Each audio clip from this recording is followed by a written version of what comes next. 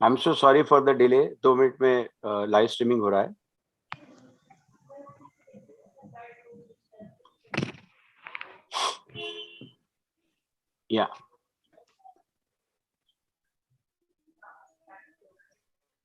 या please go ahead.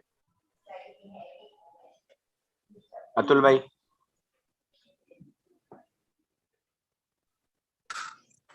Rewa lodge Vadodara, Rohit lodge Ahmedabad અને જ્યોતિ lodge મુંબઈના ઉપક્રમે આયોજિત આજના ઈ પ્રવચન જગન્નાથ ધામનું મહત્વ ના વક્તા સર્વેલીનાજી, શ્રીમતી અર્ચનાબેન મુનશીજી અને કૃતિકાજી તેમજ આજની સભામાં હાજર સર્વ સભ્યોનું સ્વાગત કરું છું। આજની સભાની શરૂઆત રંજનબેન વૈદ્ય પ્રાર્થનાથી કરાવશે। થઈ ગઈ પ્રાર્થના? હા, કબીરના દોહા થી કરાવશે।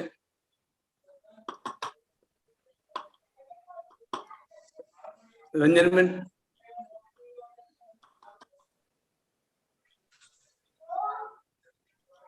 ક્યાં છે? हेलो। हाँ बोलो। हाँ बोलो। पट खोल रे तो है पिया मिलेंगे, घूंघट के पट खोल। घट घट में वो साई रमता, घट घट में वो साई रमता, कटुक वचन मत बोल रे तो है पिया मिलेंगे, घूंघट के पट खोल, घूंघट के पट खोल, घूंघट के पट खोल। धन्यवाद बहुत बहुत अतुल जी, आपका भी धन्यवाद। और मैं आप सभी आज जो वक्ता हैं हमारे बोलने वाले तीनों का स्वागत करता हूं, सुलवीना जी, कृतिका और अर्चना जी। और अब हम बढ़ते हैं सुलवीना जी की ओर, जो आज हमें यहाँ पर इंग्लिश में जगन्नाथ धाम ले जा रही हैं। लेकिन उसके पहले मैं उनका एक संक्षिप्त परिचय देना चाहूँगा। सुलवीना जी बहुत सक्रिय कार्यकर्ता हैं थियोसॉफी की, और यंगस्टर से लेकर तो मतलब 100 साल के लोगों के बीच अपने विचारों को किस तरह से दिन भर में व्यक्त करती हैं, साथ ही अपने कार्य करती हैं, नृत्यांगना हैं और बहुत सारी टैलेंट उनमें है, और हमें उनके ऊपर बहुत फक्र है। वे लाइफ मेंबर हैं थियोसॉफिकल सोसाइटी की ऑफ इंडिया की 2003 से। उन्होंने बहुत सारे यूथ कैंप्स वगैरह एड्रेस किए हैं, जैसे मैं आपको बोल रहा था। वो एनजीओस के साथ भी अटैच्ड हैं, और उन्होंने एक लॉज अपनी जो शुभारंभ किया है जिसका नाम है प्रयास, और ये प्रयास लॉज अपने प्रयास करते कभी नहीं थकती। उन्होंने इसका 2017 में शुभारंभ किया। वे इस लॉज की विशेषता ये है कि बहुत सारे मेंबर्स इसमें यंगस्टर्स हैं, जैसे कि आज की एक वक्ता हैं कृतिका, वो भी उसी लॉज की मेंबर हैं। और अपने मेंबरशिप के पिछले करीब 16-17 सालों में उन्होंने बहुत एक्टिव टीओएस काम किया है, और जो गरीब और अंडर प्रिविलेज बच्चों रहते हैं उनके लिए उन्होंने खास काम किया है। दिल्ली रीजन से जुड़ी हैं, रीजनल सेक्रेटरी भी रही हैं, और बहुत ही डेडिकेशन से वे थियोसॉफी का टीओएस का कार्य करती हैं। तो आइए हमें ले चलिए जगन्नाथ धाम। Namaste. Thank you all. Thank you for this opportunity to talk about Sri Kshetra Puri Dham. And as the topic says, the significance of Jagannath Dham. So I would touch upon a few points about this place because this is so vast. It's so huge. It will take a lot of time if I start talking about all aspects of this Dham. However, I have taken up a couple of points which I would do for, as my time has been allotted for 18 minutes. So for 18 minutes, I will speak, then we will do the translations in the other 2 languages, and then we'll come back again. Okay, so this 36 minutes, this is the plan. At the end of it, I wish to share a video on Puri, a documentary short film, I would say, which my daughter had prepared for some other occasion. But since it is about Puri, so at the end of it, we'll see that video so that we could relate to what we are talking about.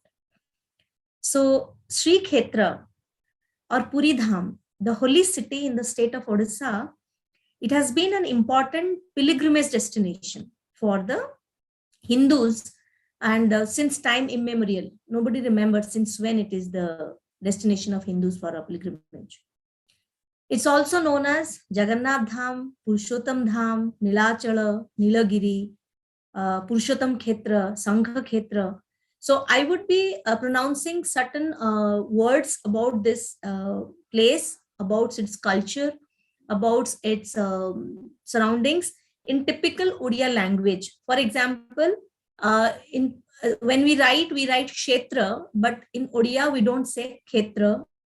So please allow me to use the original Odia pronunciation and text so that it actually creates the correct vibration of an Odia feel. Okay, that is why. So it is one of the Char Dham, 4 abodes as we know, which the Hindus consider to be the most sacred of all pilgrimages. The other 3 we already know, Dwarka in the west and Badrinath in the north, Rameshwaram in the southern part of India. These 4 sacred places were declared holy by Adi Shankaracharya ji. It is believed that every Hindu should visit these 4 holy sites at least one in their lifetime. Visiting these places is believed to lead to salvation or moksha. So this is a thought about this 4 abodes, the Char Dham, of which Puri is one of it. Now, how was this place discovered? You all would be knowing about Rishi Markandeya. Rishi Markandeya is the one who actually discovered this Purushottam Kshetra. The glory of Puri Dham, or the ancient Purushottam Kshetra, is vividly described in Utkal Khanda of Skandha Purana. The story of Rishi Markandeya is like this. Once at the time of Pralaya, when the universe was dissolved, we all know in Vishnu Purana also we have heard about, if you would have seen some parts of the Vishnu Purana, the Hindi serial, we would have seen the Pralaya aspect of it, and many of us know. When everything got submerged in the sea, Rishi Markandeya could not get a single piece of land at that time to rest upon. So he became very worried. Nowhere could he get peace of mind. He was being carried away by the flow of water from one place to another. Finally, in this floating state, he reached a place where he saw the immortal banyan tree, which we call Akshaya Vatavriksha. The banyan tree, Vatavriksha, which is Akshaya Vatavriksha, we call it, immortal. And he heard a child's voice saying to him, Markandeya, do not worry, come to me and leave aside all your worries. Then Rishi Markandeya, after listening to this strange voice, he got astonished. He thought, in this all-engulfing water, this place looks like a boat, and in it, this great banyan tree standing like a pillar. So he began to wonder how this place had remained unaffected when everything else had been submerged in water at the time of Pralaya. And who was calling him with such love and compassion? While he was thinking all these things and swimming in the water, then Rishi saw Lord Vishnu and Goddess Lakshmi. He was very pleased and he paid his obeisance to them. After that, he prayed to Lord by reciting hymns of his praise. Hearing this, Lord Vishnu was very pleased and said to Rishi, O sage, you are very worried and in distress. It is because you are ignorant of my form. Look at the child sleeping in the leaf of this Kalpavata, that banyan tree. He is the Kalparupa of everyone. You can enter into his mouth and stay there comfortably. Rishi Markandeya climbed the banyan tree, saw the child form of Lord Vishnu. He entered into his mouth. Inside, he saw 14 cosmic worlds, which we call Chaturdasa Bhuvana. Gods, demigods, rishis, gandharvas, demons, tirthas, seas, rivers, mountains, cities, everything he saw. He also saw Sheshnag, who was carrying the entire world on his head. He also saw everything Lord Brahma had created during his creation. So whatever was created, now after this dissolution, this pralaya, everything was in that child's body. But he could not find, Rishi could not find the end of the stomach of the child. So he finally came out of the mouth of the child and again saw Lord Vishnu with his consort Lakshmi. Then the Lord said to him, this strange place, which place means Kshetra, whatever we call it, Kshetra, this strange place, Kshetra, is my eternal abode. This is neither affected by creation nor by dissolution of the universe. It is also not bound by the laws of the universe. A person who enters into this place, knowing my eternal nature and presence here, never takes birth again. Rishi Markandeya prayed to the Lord to allow him to stay in that place. Then the Lord said, I will stay in this place that gives salvation till the end of the pralaya. And after the pralaya, I will create a Sanatana Tirtha for you here, where you will worship Lord Shiva, who is my second form, and conquer death. Then the Rishi dug a tank by the help of the chakra of Lord Vishnu in the northwest direction of the banyan tree. And in this holy tank, he resided, he worshipped Lord Shiva and conquered death. This date also, there is this famous tank, Markandeshwar tank in Puri. People believe that after taking bath in this tank and having a glimpse of the Lord Shiva, known as Markandeshwara, one will get the benefit of conducting an Ashwamedha Yajna. This is a belief from time immemorial. Now this Purushottam Kshetra spreads 5 crores into the Great Sea and 2 crores into the sea coast. It is surrounded by golden sand and a blue mountain. So there is all the story about this golden sand and mountain. So whoever would research on the blue mountain and the golden sand story could come up with what is this about? Why this place has this blue mountain and this golden sand? Lord Shiva himself resides in the form of Yameshwara to worship Lord Jagannath here. By seeing and worshipping him, Yameshwara, one will get the benefit of worshipping and seeing 1 crore Shiva Linga. This is a belief. So this is the glory of the Purushottam Kshetra. This holy place is now commonly known as Jagannath Dham or Puri Dham. Now, if we just touch upon the story of this blue mountain and golden sand, what is the secret of it? In the Skanda Purana, there is a chapter Utkala Khanda. Utkala is basically Odisha. Describes Purushottam Kshetra and presents information regarding its age, sanctity, and significance. Now, the importance of this great place had been kept a secret until a challenging situation demanded to be unfolded. So, what is that? So, we will go back to the period of Varaha Avatar, when Lord Vishnu took a form of Varaha, boar, reclaimed Prithvi that had been submerged in the ocean and replanted it in its place. He also leveled its surface and used mountains to keep it rooted to its position. This done, Lord Brahma engaged himself in the task of creation, and the world of both the animate and inanimate beings came into existence. Lord Brahma placed all the tirthas, rivers, rivulets, other important areas of land in their due places. And as time passed, Lord Brahma noticed that all the living beings were wallowing in 3 common forms of sufferings. What are those?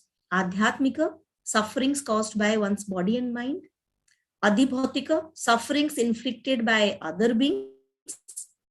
And Adhidaivika, natural disasters like earthquakes, floods, etc. And Lord Brahma felt a great concern for their well-being and reflected deeply on how to free mankind from these sufferings.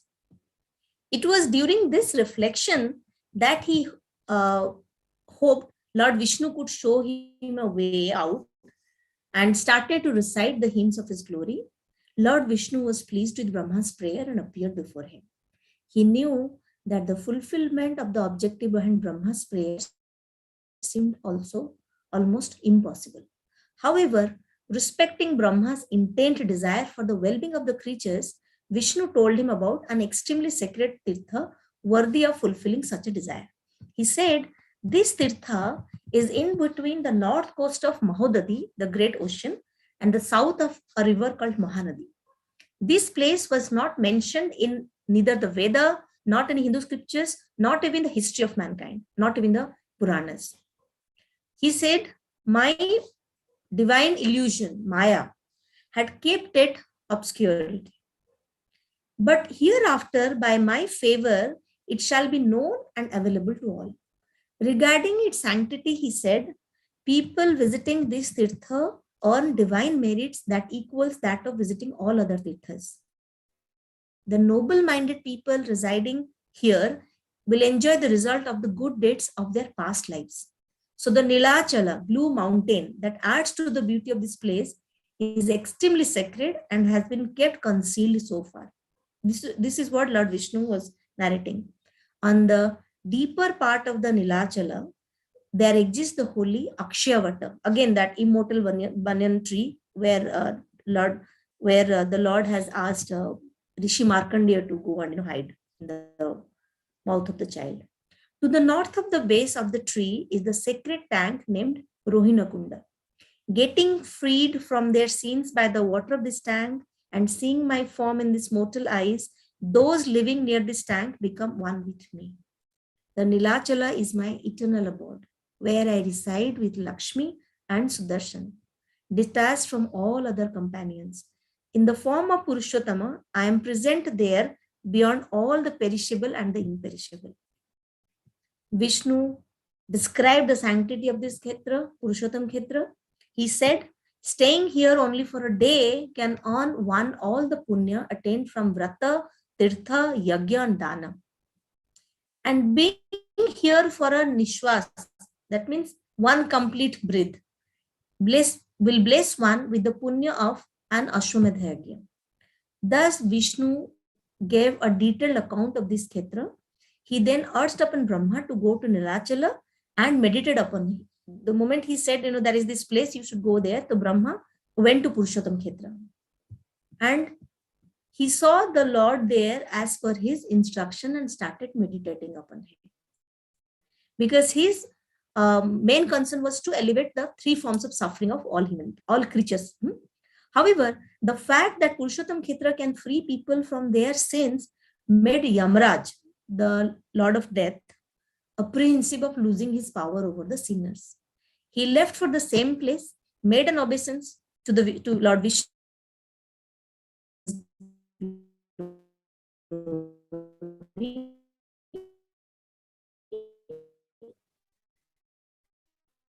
and requested for the protection of his power. It's impossible to fulfill the objective behind your prayer in this Purushottam Kshetra, because in this place, no one gets the results of their deeds. Sins of people and even the creatures get dissolved. A glimpse of Lord Vishnu in the form of a blue idol resembling the color of blue sapphire liberates people from their worldly bondage. Therefore, you do not have any rights to exercise your power over the beings residing here. Then Yama implored Lakshmi to relate to him detailed information on Purushottam Kshetra. Lakshmi told Brahma that Vishnu, in order to show his favor to Indradyumna, a king to be in Satya Yuga, he would come in the story later on when we talk about the idols and the temple. But see, this is how the old texts have been talking about it before even everything was coming to picture and known to all.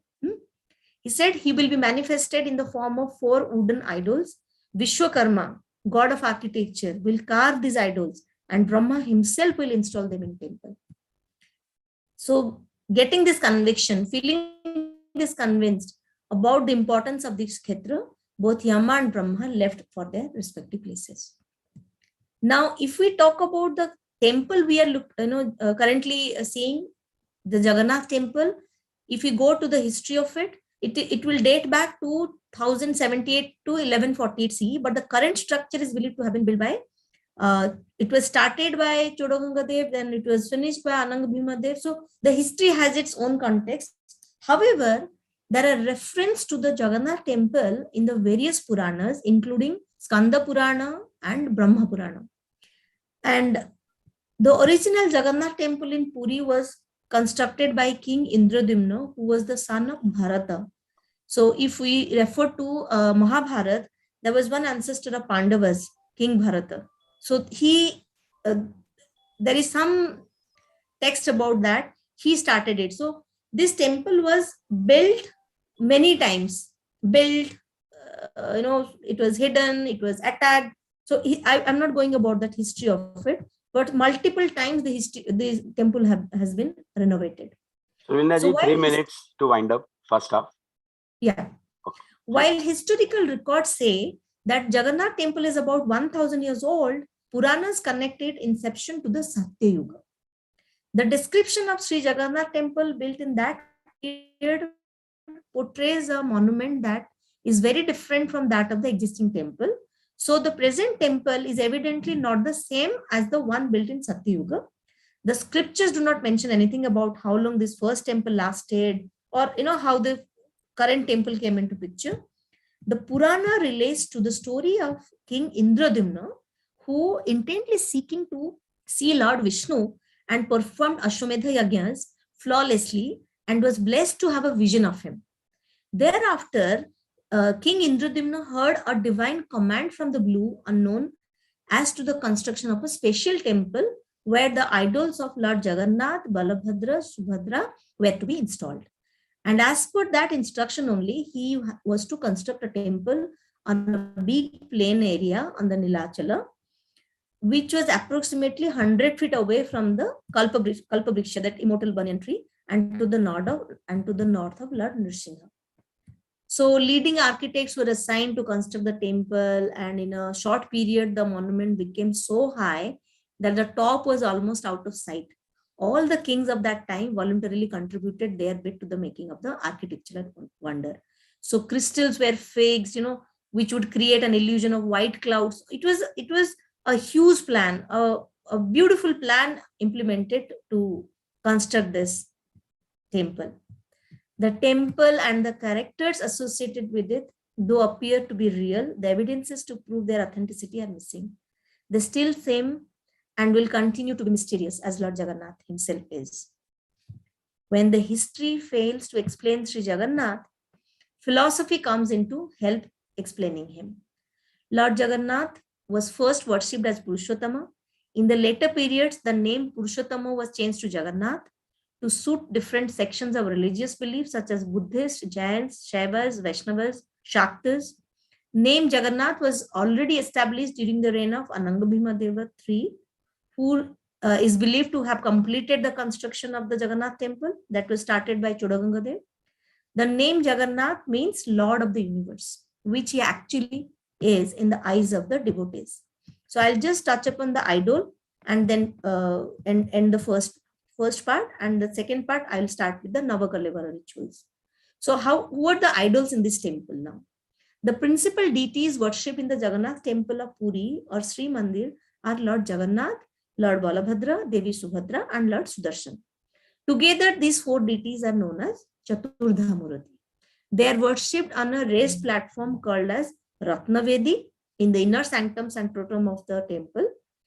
3 other small deities are also worshipped among them. They are Madhaba, Bhudevi, and Sri Devi. The idols of Lord Jagannath, Balabhadra, Subhadra, and Sudarshan are made of neem wood.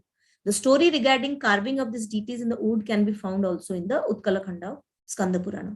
It is believed that the king Indradumna had the idols of Jagannath, Balabhadra, Subhadra made from the wood of a daru, a neem tree.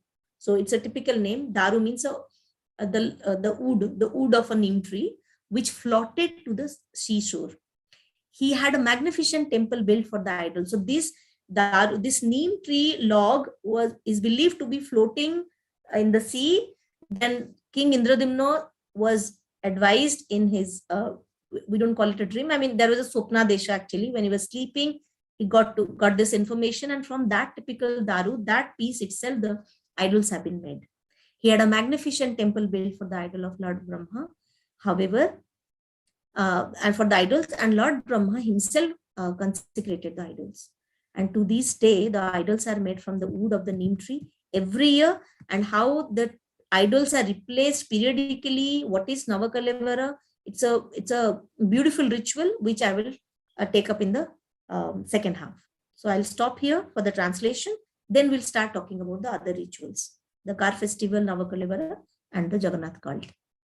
Thank you, सुरवीना ji. And मैं अर्चना जी का स्वागत करता हूं. वे गुजराती में हमें आज का व्याख्यान के बारे में बताएंगी. उनका जन्म बंबई में ही हुआ है और उनके पिताश्री डॉक्टर थे, माताश्री अध्यापिका थी. स्कूलिंग उन्होंने गुजराती माध्यम में ली और उसके बाद उन्होंने बीएससी की माइक्रोबायोलॉजी में मुंबई से, फिर बड़ौदा चली गई और वहां पर उन्होंने माइक्रोबायोलॉजी में मास्टर्स किया. इसके साथ ही 2013 के आसपास उन्होंने एक नेचुरोपैथी का भी कोर्स किया. वे पूरी तरह से मुंबई में पली बड़ी हैं और थिएटर भी उन्होंने काफ़ी किया हुआ है. थिएटर में उन्होंने एफटीआई, थिएटर के अलावा उन्होंने एफटीआई पुणे से भी अपनी शिक्षा प्राप्त की है. कई डॉक्यूमेंट्रीज और कॉर्पोरेट फिल्म्स में उन्होंने एसोसिएट रही हैं वे, और नाटकों की यात्रा में वे विदेश भी घूम चुकी हैं. ऐसे अर्चना जी, जो मेरी पूर्णांगिनी भी है, उन्हें मैं स्वागत करता हूँ. आइए.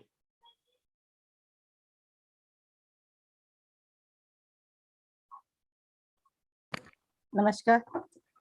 जगन्नाथ जी की मधुर यात्रा सुरवीना जी ने इंग्लिश में बताई, और जो उन्होंने कहा क्षेत्र बोलेंगे तो गुजराती में उसका क्षेत्र होगा, तो मैं उस हिसाब से क्षेत्र के हिसाब से बात गुजराती में करूँ. क्षी क्षेत्र.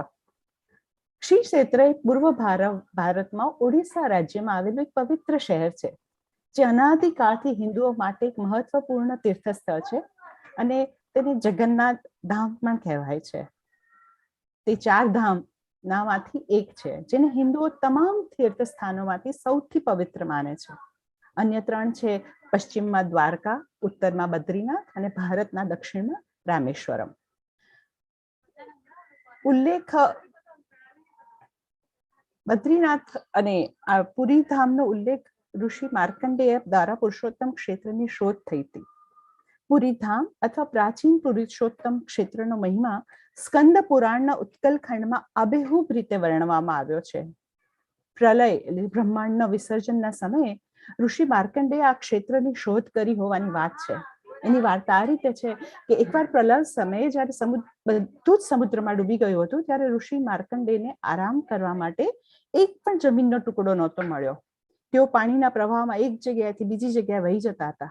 છેવટે આ તરતી અવસ્થામાં તે પુરુષોત્તમ ક્ષેત્રમાં પહોંચ્યા. ત્યાં તેમણે અક્ષયવટ વટવૃક્ષ હતું, જે અમરવડનું ઝાડ છે, તે જોયું અને અચાનક એમને બાળકનો અવાજ સંભળાયો, જે કહેતો હતો, ચિંતા ન કરો, તમે બધી ચિંતાઓને બાજુ પર રાખો. આ વિચિત્ર અવાજ સાંભળીને ઋષિ આશ્ચર્યચકિત થઈ ગયા. તે વિચારવા લાગ્યા કે પ્રલયના સમયે જ્યારે બીજું બધું પાણીમાં ડૂબી ગયું હતું, ત્યારે આ જગ્યાએ કેવી રીતે અપ્રભાવિત થઈ ગઈ, કે આને આ કોણ છે, તેને આટલા પ્રેમ અને કરુણાથી બોલાવે છે. ઋષિએ ભગવાન વિષ્ણુ અને દેવી લક્ષ્મીને જોયા. ખૂબ પ્રસન્ન થયા અને તેમને પ્રણામ કર્યા. ભગવાન વિષ્ણુ ખૂબ જ પ્રસન્ન થયા અને ઋષિને કહ્યું, હે ઋષિ, તમે ખૂબ જ ચિંતિત અને તકલીફમાં છો, કારણ કે તમે મારા સ્વરૂપથી અજાણ છો. આ કલ્પ વટવૃક્ષના પાનમાં સૂતા બાળકને જુઓ, બધા તેને કલ્પરૂપ કે છે, તે મારું જ કલ્પરૂપ છે. તમે તેના મોંમાં પ્રવેશી શકો છો અને ત્યાં આરામથી રહી શકો છો. ઋષિ વડના ઝાડ પર ચડ્યા અને ભગવાન વિષ્ણુના બાળ સ્વરૂપને જોયા અને તે પછી તેના મોઢામાં આવી ગયા. અંદર તેમણે 14 બ્રહ્માંડ, ચતુર્દશ ભુવન જે કહેવાય છે, તે જોયા. દેવતાઓ, અર્ધદેવતાઓ, ઋષિઓ, ગંધર્વો, રાક્ષસો, સમુદ્રો, તીર્થો, નદીઓ, પર્વતો અને શહેરો જોયા. અને તેમણે શેષ નાગને પણ જોયા, જે આખી દુનિયાને માથે લઈને જઈ રહ્યો હતો. ભગવાન બ્રહ્માએ બ્રહ્માંડની રચના દરમિયાન જે કંઈ બનાવ્યું હતું તે બધું તેમણે જોયું, પરંતુ તે બાળકના પેટનો છેડો શોધી શક્યા ન હતા. અંતે તે બાળકના મુખમાંથી બહાર આવ્યા અને ફરીથી લક્ષ્મી અને વિષ્ણુને જોયા. ત્યારે ભગવાનને તેમણે કહ્યું, એ ઋષિ, આ વિચિત્ર આ ક્ષેત્ર મારું શાશ્વત નિવાસ સ્થાન છે. આને ન તો સર્જનની અસર થાય છે કે ન તો બ્રહ્માંડના વિસર્જનની અસર થાય છે. તે બ્રહ્માંડના નિયમોથી પણ બંધાયેલ નથી. જે વ્યક્તિ મારા શાશ્વત સ્વભાવ અને અહીંની હાજરીને જાણીને આ સ્થાનમાં પ્રવેશ કરે છે તે ફરી ક્યારેય જન્મ લેતો નથી. ઋષિ માર્કંડેય પણ ભગવાનને પ્રાર્થના કરી, હે ઈશ પ્રભુ, તો મને અહીં રહેવાની જગ્યા આપો. ભગવાને કહ્યું, હું પ્રલયના અંત સુધી મોક્ષ આપનાર આ સ્થાનમાં રહીશ. પ્રલય પછી પણ હું અહીં તમારા માટે સનાતન તીર્થ, જે શાશ્વત પવિત્ર સ્થળ બનાવીશ, જ્યાં તમે મારા બીજા સ્વરૂપ શિવની પૂજા કરશો અને મૃત્યુ પર વિજય મેળવશો. પછી ઋષિએ વડના ઝાડની વાયવ્ય ઉત્તર પશ્ચિમ દિશામાં ભગવાન વિષ્ણુના ચક્રની મદદથી કુંડ ખોદ્યો. આ પવિત્ર કુંડમાં ઉભા રહીને ઋષિએ ભગવાન શિવની પૂજા કરી અને મૃત્યુ પર વિજય મેળવ્યો. આ કુંડ એટલે માર્કંડેશ્વર કુંડ જે તરીકે પ્રખ્યાત છે. અને આ કુંડમાં સ્નાન કર્યા પછી માર્કંડેશ્વર તરીકે ઓળખાતા શિવના દર્શન જો કરો તો તમને અશ્વમેઘ યજ્ઞ જેટલો લાભ મળે. હવે એમણે આગળ સુરવીલીનાજીએ વાત કરી, ખૂબ બધી જે વાર્તાઓ છે, વાદળી પર્વત અને સોનેરી રેતીનું રહસ્ય. આ મહાન સ્થળનું મહત્વ, આ મહાન સ્થળ એટલે પુરીની વાત કરે છે, પુરુષોત્તમ ધામની. આ મહાન સ્થળનું મહત્વ ત્યાં સુધી ગુપ્ત રાખવામાં આવ્યું હતું ત્યાં સુધી કોઈ પણ પડકારજનક પરિસ્થિતિ તેને જાહેર કરવાની માંગ ન કરે. અને આનો રેફરન્સ, આનો સંદર્ભ વરાહ અવતારથી મળે છે. જ્યારે ભગવાન વિષ્ણુએ વરાહ અવતાર એટલે સુવરના રૂપમાં સમુદ્રમાં ડૂબી ગયેલી પૃથ્વીને પુનઃ પ્રાપ્ત કરી અને તેના સ્થાને ફરીથી એને મૂકી, અને ત્યાં જેમ જેમ સમય વીતતો ગયો અને બ્રહ્માજીએ ત્યાં સૃષ્ટિનું નિર્માણ કર્યું, નદીઓ બધું જ બનાવ્યું, નદીઓ, પહાડો, આખી સૃષ્ટિનું એમને નિર્માણ કર્યું. પણ ત્યારે ભગવાન બ્રહ્માજીએ જોયું કે આ તમામ જીવો જે મેં બનાવ્યા છે એ તમામ જીવો વેદનાઓથી ભરપૂર છે. એમાં 3 સામાન્ય વેદનાઓ છે. પહેલું આધ્યાત્મિકા, જે વ્યક્તિના શરીર અને મનને લીધે થતી વેદના. બીજું આદિભૂતિકા, જે અન્ય જીવો દ્વારા વેદનાઓ થાય છે. અને ત્રીજી આદિ દૈવિક વેદના, જે ભૂકંપ, પૂર જેવી કુદરતી આફતોમાં ડૂબી રહ્યા છે. તેમણે ભગવાન વિષ્ણુને પ્રાર્થના કરી અને તેમને દર્શન થયા અને ભગવાન વિષ્ણુએ તેમને એક અત્યંત પવિત્ર તીર્થ વિશે જણાવ્યું. એમણે આ ઈચ્છા પૂરી કરવા યોગ્ય એમણે કહ્યું કે આ જે તીર્થ છે જે મહોદધી મહાસાગરના ઉત્તર કિનારે મહાનદી નદીના દક્ષિણમાં છે. આ સ્થાનનો ઉલ્લેખ આપણા શ્રુતિ એટલે વેદમાં કે સ્મૃતિ વિશિષ્ટ હિન્દુ ગ્રંથમાં કે ઇતિહાસ, માનવ જીવનના ઇતિહાસમાં કે પુરાણમાં ક્યાંય એનો સંદર્ભ કરવામાં આવ્યો નથી. આ તો ફક્ત મારી માયા કે દેવી બ્રહ્મા જ મેં તેને અસ્પષ્ટતામાં રાખ્યો છે. પરંતુ હવે પછી મારી કૃપાથી આ બધા માટે આ જાણીતું ને ઉપલબ્ધ થશે. નીલાચલ જે મારું શાશ્વત નિવાસ સ્થાન છે, જ્યાં હું લક્ષ્મી અને સુદર્શન સાથે રહું છું. અન્ય તમામ સાથીઓથી અલગ નાશવંત અને અવિનાશીની પેલે પાર પુરુષોત્તમ સ્વરૂપે હું ત્યાં હાજર છું. જો કે પુરુષોત્તમ ક્ષેત્ર લોકોને તેમના પાપોમાંથી મુક્ત કરી શકે છે તે હકીકતથી યમરાજ ને ગમ્યું નહીં. મૃત્યુરાજ દેવ અને તે પાપીઓ તેમની શક્તિઓ ગુમાવી દેશે એ વિશે એમને આશંકા થઈ. તેમણે વિષ્ણુજીને પ્રણામ કર્યા અને કહ્યું કે તેમની શક્તિના રક્ષણ માટે વિનંતી કરવા માટે તેમણે કંઈક ઉપાય કરો. વિષ્ણુજીએ લક્ષ્મીજીની સામે જોયું અને ઈશારો કર્યો. ત્યારે લક્ષ્મીજીએ યમને સમજાવ્યું, આ પુરુષોત્તમ ક્ષેત્રમાં તમારી પ્રાર્થના પાછળનો ઉદ્દેશ્ય પૂરો કરવો અશક્ય છે, કારણ કે આ સ્થાનમાં કોઈને પણ પોતાના કર્મોનું ફળ મળતું નથી. વાદળી નીલમના રંગ જેવી વાદળી મૂર્તિના સ્વરૂપમાં ભગવાન વિષ્ણુની એક ઝલક એ લોકોને તેમના સાંસારિક બંધનમાંથી મુક્ત કરે છે. તમને અહીં રહેતા જીવો પર તમારી સત્તાનો ઉપયોગ કરવાનો કોઈ અધિકાર નથી, લક્ષ્મીજીએ કહ્યું. લક્ષ્મીજીએ યમને કહ્યું, તમે તમારી પ્રાર્થનાથી ભગવાન વિષ્ણુને પ્રસન્ન કર્યા છે, તેથી તમારી શક્તિઓ પ્રતિબંધિત ન થાય તે સુનિશ્ચિત કરવા અમે એટલે વિષ્ણુ, લક્ષ્મી અને સુદર્શન અમે અહીંયા અદ્રશ્ય રહેશું. ક્યારેય કોઈને ન હોઈ શકે એવી નિર્જન ભૂમિની સોનેરી રેતીની હેઠળ દબાઈને રહેશું, એટલે લોકો અમને જોઈ જ નહીં શકે. આ પછી લક્ષ્મીજીએ બ્રહ્માજીને કહ્યું કે વિષ્ણુજી સત્યયુગમાં બનવાના રાજા ઇન્દ્રધૂમ પર તેમની કૃપા દર્શાવવા માટે 4 લાકડાની મૂર્તિઓના રૂપમાં પ્રગટ થશે. વિશ્વકર્માજી પોતે વાસ્તુશાસ્ત્રના જે ભગવાન છે ત્યાં મૂર્તિ કોતરશે અને બ્રહ્માજી પોતે મંદિરમાં તેને સ્થાપિત કરશે. હવે થોડું મંદિર વિશે. તે સમયગાળામાં આમાં મંદિરનું વર્ણન પહેલાના જમાનામાં ખૂબ દૂર સુધી થયેલું છે, પણ હાલનું મંદિર પહેલાના સત્યયુગમાં બંધાયેલા મંદિર એવું દેખાતું નથી. શાસ્ત્રોમાં કેટલા સમય ચાલ્યું એના વિશે કોઈ જ ઉલ્લેખ નથી. અહીં ફક્ત પુરાણમાં જે રાજા ઇન્દ્રદ્યુમ્નની વાર્તા છે, જે ભરતના દીકરા હતા, એમણે જેને હજારો અશ્વમેઘ યજ્ઞો નિર્દોષપણે કર્યા અને ધન્યતા પ્રાપ્ત કરી, ત્યારે ખાસ મંદિરના નિર્માણ માટે એમને ખાસ અજાણ્યા વાંદળી રંગી તત્વ પસ્તી દેવી આદેશ મળ્યો, જ્યાં ભગવાન બલભદ્ર, ભગવાન જગન્નાથજી અને સુભદ્રાની મૂર્તિઓ સ્થાપિત કરવાની હતી. સૂચના મુજબ તેમણે નીલાચરમાં એક મોટા મેદાની વિસ્તારમાં મંદિર બાંધવાનું હતું. જ્યારે ઇતિહાસ શ્રી જગન્નાથજીને સમજાવવા નિષ્ફળ જાય છે, ત્યારે ફિલોસોફી તેમને સમજાવવામાં મદદ કરે છે. ભગવાન જગન્નાથને સૌ પ્રથમ પુરુષોત્તમ તરીકે પૂજવામાં આવ્યા હતા. પછીના બધા સમયગાળામાં બૌદ્ધ, જૈન, શૈવ, વૈષ્ણવ, શાક્ત બધા ધાર્મિક આસ્થાના વિવિધ વર્ગોએ તેમને પુરુષોત્તમ નામ બદલીને જગન્નાથ કરવામાં આવ્યું. અનંગ ભીમ દેવ ત્રીજાના શાસનકાળ દરમિયાન જગન્નાથ નામનું મંદિર બનાવવાની સ્થાપના થઈ અને ચૌડંગા દેવ દ્વારા એને શરૂ કરવામાં આવ્યું. થોડું મૂર્તિઓ વિશે. જગન્નાથના મંદિરના મૂર્તિઓ જે છે, ત્યાં 4 મૂર્તિઓ છે, જેમાં મુખ્ય ભગવાન જગન્નાથ, ભગવાન બલભદ્ર અને દેવી સુભદ્રા અને સાથે ભગવાન સુદર્શન. આ 4 દેવતાઓ એક સાથે ચતુર્ધા મૂર્તિ તરીકે ઓળખાય છે. અને સાથે સાથે એમાં બીજા માધવ, ભૂદેવી અને શ્રીદેવી એવા બીજા ભગવાનો પણ છે, જે રત્નવેદીમાં આ ચતુર્ધા મૂર્તિઓ ત્યાં સ્થાપિત કરવામાં આવ્યું છે. એવું મનાય છે કે આ જે ભગવાનની મૂર્તિઓ છે, તે દારૂ એટલે લીમડાના ઝાડના લાકડામાંથી બનાવવામાં આવી છે. જે દરિયા કિનારે તરતી હતી, તેમની પાસે મૂર્તિઓ પહોંચી અને એમાંથી ભવ્ય મંદિર બનાવાયું. આજની આ રીતે દર વર્ષે લીમડાના લાકડામાંથી જ મૂર્તિઓ બનાવવામાં આવે છે. અસ્તુ. थैंक यू अर्चना जी, आपने सही समय पर उसका समापन करा.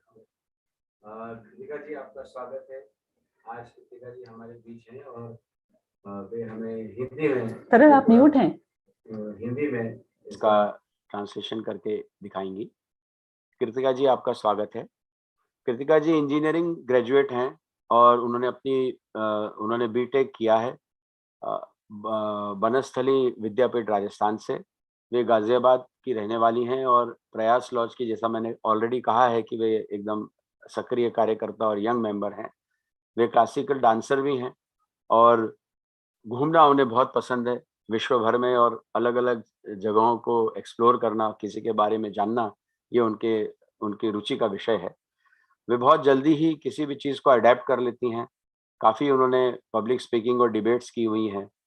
हमेशा दूसरों की सहायता के लिए तैयार रहती हैं.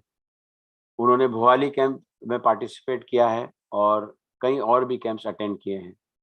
वे यंग इंडियन थियोसॉफिस्ट ग्रुप में बहुत ही नियमित रूप से संचालन करती हैं. वहाँ की फैसिलिटेटर हैं, मॉडरेटर हैं और स्पीकर तो हैं ही. आइए अब हम उन्हें सुनते हैं. Welcome Kritika. Thank you so much सरल सर. और जब आपका कॉल आया कि बोलना है, तो दिस वाज लाइक वाओ, क्योंकि जगन्नाथ जी के बारे में Archana, you can't put off the video. तो जगन्नाथ जी के बारे में मुझे आपने मौका दिया, उसके लिए बहुत बहुत धन्यवाद. और जैसे कि सूर्यनाथ जी ने बोला कि ये एक बहुत बड़ा विषय है, जिसे इतने कम समय में कवर करना बहुत मुश्किल है, लेकिन मैं कोशिश करूंगी कि जो भी उन्होंने इतने डिटेल में बताया उसका मैं हिंदी में अनुवादन कर पाऊं. तो आइए चलते हैं श्री जगन्नाथ धाम की यात्रा में.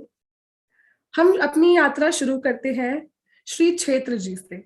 श्री क्षेत्र पूर्वी भारत में ओडिशा राज्य का पवित्र शहर है. प्राचीन काल से हिंदुओं के लिए एक महत्वपूर्ण तीर्थ स्थल रहा है. इसे जगन्नाथ धाम के नाम से भी जाना जाता है. यह 4 धाम में से एक है जिसे हिंदू सभी तीर्थों में सबसे पवित्र मानते हैं. अन्य 3 धाम पश्चिम में द्वारका, उत्तर में बद्रीनाथ और भारत के दक्षिणी भाग में रामेश्वरम है. जैसे कि सूर्यनाथ जी ने ऋषि मार्कंडेय जी की पुरुषोत्तम क्षेत्र की खोज की कहानी हमें सुनाई, उसी का मैं हिंदी में अनुवादन करती हूँ। स्कंद पुराण के उत्कल खंड में पुरी धाम या प्राचीन पुरुषोत्तम क्षेत्र की महिमा का विशद वर्णन किया गया है। प्रलय के समय इस क्षेत्र की खोज करने वाले ऋषि मार्कंडे की कहानी वहां पाई जा सकती है। कहानी इस तरह चलती है। एक बार प्रलय के समय जब सब कुछ समुद्र में डूब गया, ऋषि मार्कंडे को आराम करने के लिए जमीन का एक भी टुकड़ा नहीं मिला। पानी के बहाव में उन्हें एक जगह से दूसरी जगह ले जाया जा रहा था। अंत में इस तैरती हुई अवस्था में वे पुरुषोत्तम क्षेत्र में पहुंचे। वहां उन्होंने अक्षय वट वृक्ष यानी बरगद का पेड़ को देखा और एक बच्चे की आवाज सुनी जो उनसे कह रहे थे, चिंता मत करो और अपनी सारी चिंताओं को छोड़ दो। यह अजीब सी आवाज सुनकर ऋषि हैरान रह गए। उन्हें आश्चर्य होने लगा कि जब प्रलय के समय कि सब कुछ पानी में डूब गया है, तब यह स्थान अप्रभावित कैसे रहा और उन्हें इतने प्रेम और करुणा से कौन बुला रहा था। ऋषि ने भगवान विष्णु और देवी लक्ष्मी को देखा। वह बहुत प्रसन्न हुए और उनका नमन किया। भगवान विष्णु बहुत प्रसन्न हुए और उन्होंने ऋषि से कहा, हे ऋषि, आप बहुत चिंतित और संकट में हैं। ऐसा इसलिए है क्योंकि आप मेरे रूप से अनजान हैं। इस कल्प वट के पत्ते में सो रहे बच्चे को जरा देखिए। वह सबके कल्प रूप है। आप उनके मुंह में प्रवेश कर सकते हैं और आराम से वहीं रह सकते हैं। ऋषि ने बरगद के पेड़ पर चढ़कर भगवान विष्णु के बाल रूप को देखा। इसके बाद वह उनके मुंह में चले गए।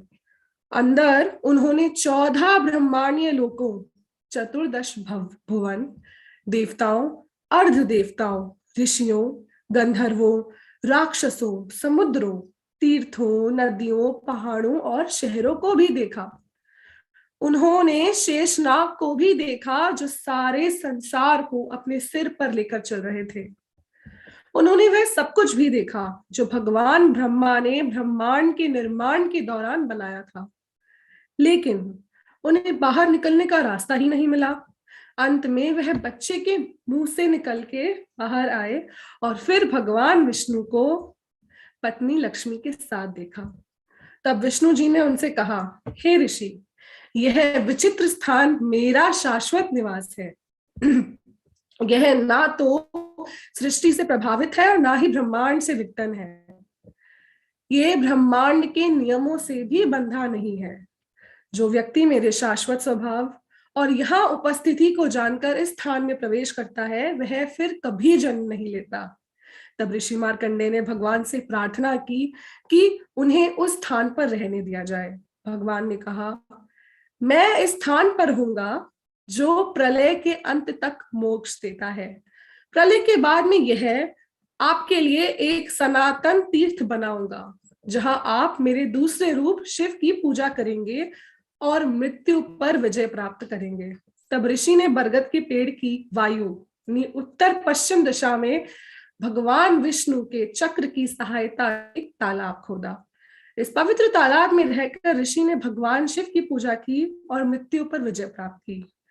यह मार्कंडेश्वर तालाब के नाम से प्रसिद्ध है। इस तालाब में स्नान करने से मार्कंडेश्वर के रूप में जाने जाने वाले शिव की एक झलक पाने के बाद व्यक्ति को अश्वमेध यज्ञ करने का लाभ मिलता है। चलिए इस यात्रा में थोड़ा और आगे बढ़े और जाने नीले पहाड़ और सुनहरी रेत का राज।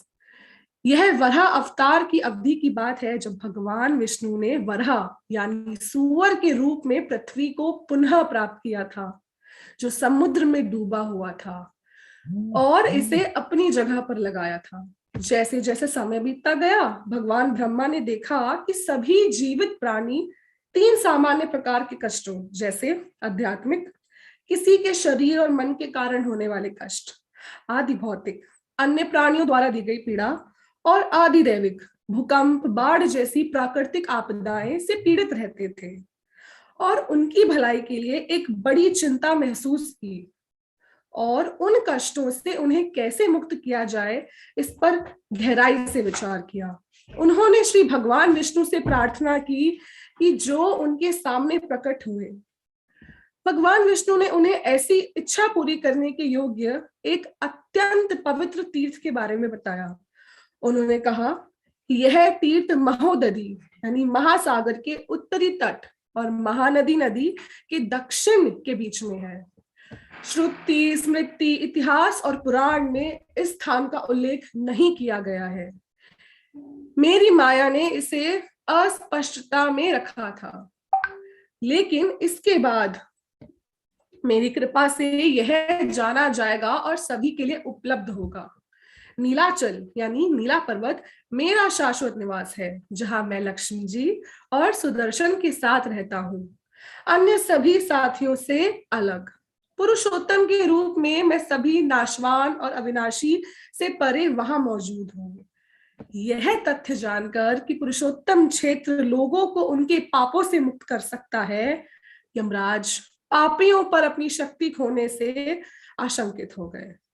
उन्होंने विष्णु को प्रणाम किया और अपनी शक्ति की रक्षा के लिए अनुरोध करने के लिए उनकी महिमा का गायन शुरू कर दिया। विष्णु जी ने लक्ष्मी जी को यमराज से कुछ कहने का इशारा किया। लक्ष्मी जी ने कहा, आपके तप के पीछे के उद्देश्य को पूरा करना असंभव है। इस पुरुषोत्तम क्षेत्र में प्रार्थना करें, क्योंकि इस स्थान पर किसी को भी अपने कर्मों का फल नहीं मिलता है। नीलम के रंग से मिलती जुलती नीली मूर्ति के रूप में भगवान विष्णु की एक झलक लोगों को उनके सांसारिक बंधनों से मुक्त कर देती है। इसलिए आपको रहने वाले प्राणियों पर अपनी शक्ति का प्रयोग करने का कोई अधिकार नहीं। अपनी प्रार्थना से भगवान विष्णु को प्रसन्न किया है, इसलिए यह सुनिश्चित करने के लिए कि आपकी शक्तियां प्रतिबंधित नहीं हैं, हम यानी विष्णु जी, लक्ष्मी जी और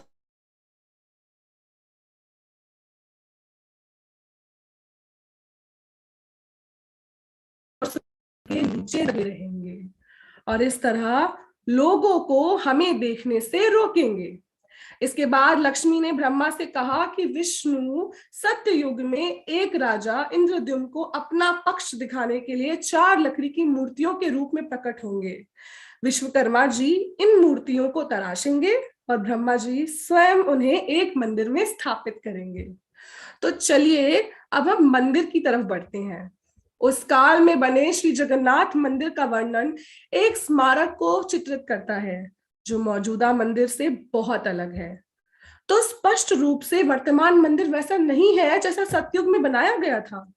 पुराण में राजा इंद्रद्युम्न जो कहानी प्रस्तुत की गई है, उससे पता चलता है कि उन्होंने भगवान विष्णु को देखने की इच्छा से 1000 अश्वमेध यज्ञों को निर्दोष रूप से किया और उन्होंने एक दर्शन उनको दिया।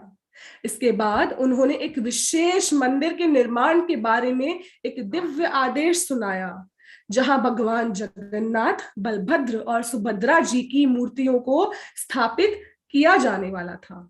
निर्देशानुसार उन्हें नीलाचल पर एक बड़े मैदानी क्षेत्र में मंदिर का निर्माण करना था। जब इतिहास श्री जगन्नाथ को समझाने में विफल रहता है, तो दर्शन उन्हें समझाने में मदद करता है। भगवान जगन्नाथ को सबसे पहले पुरुषोत्तम के रूप में पूजा जाता था। बाद के समय में बौद्ध, जैन, शिव, वैष्णव, शाक्त आदि जैसे धार्मिक विश्वासों के विभिन्न वर्गों के अनुरूप पुरुषोत्तम नाम को जगन्नाथ में बदल दिया गया।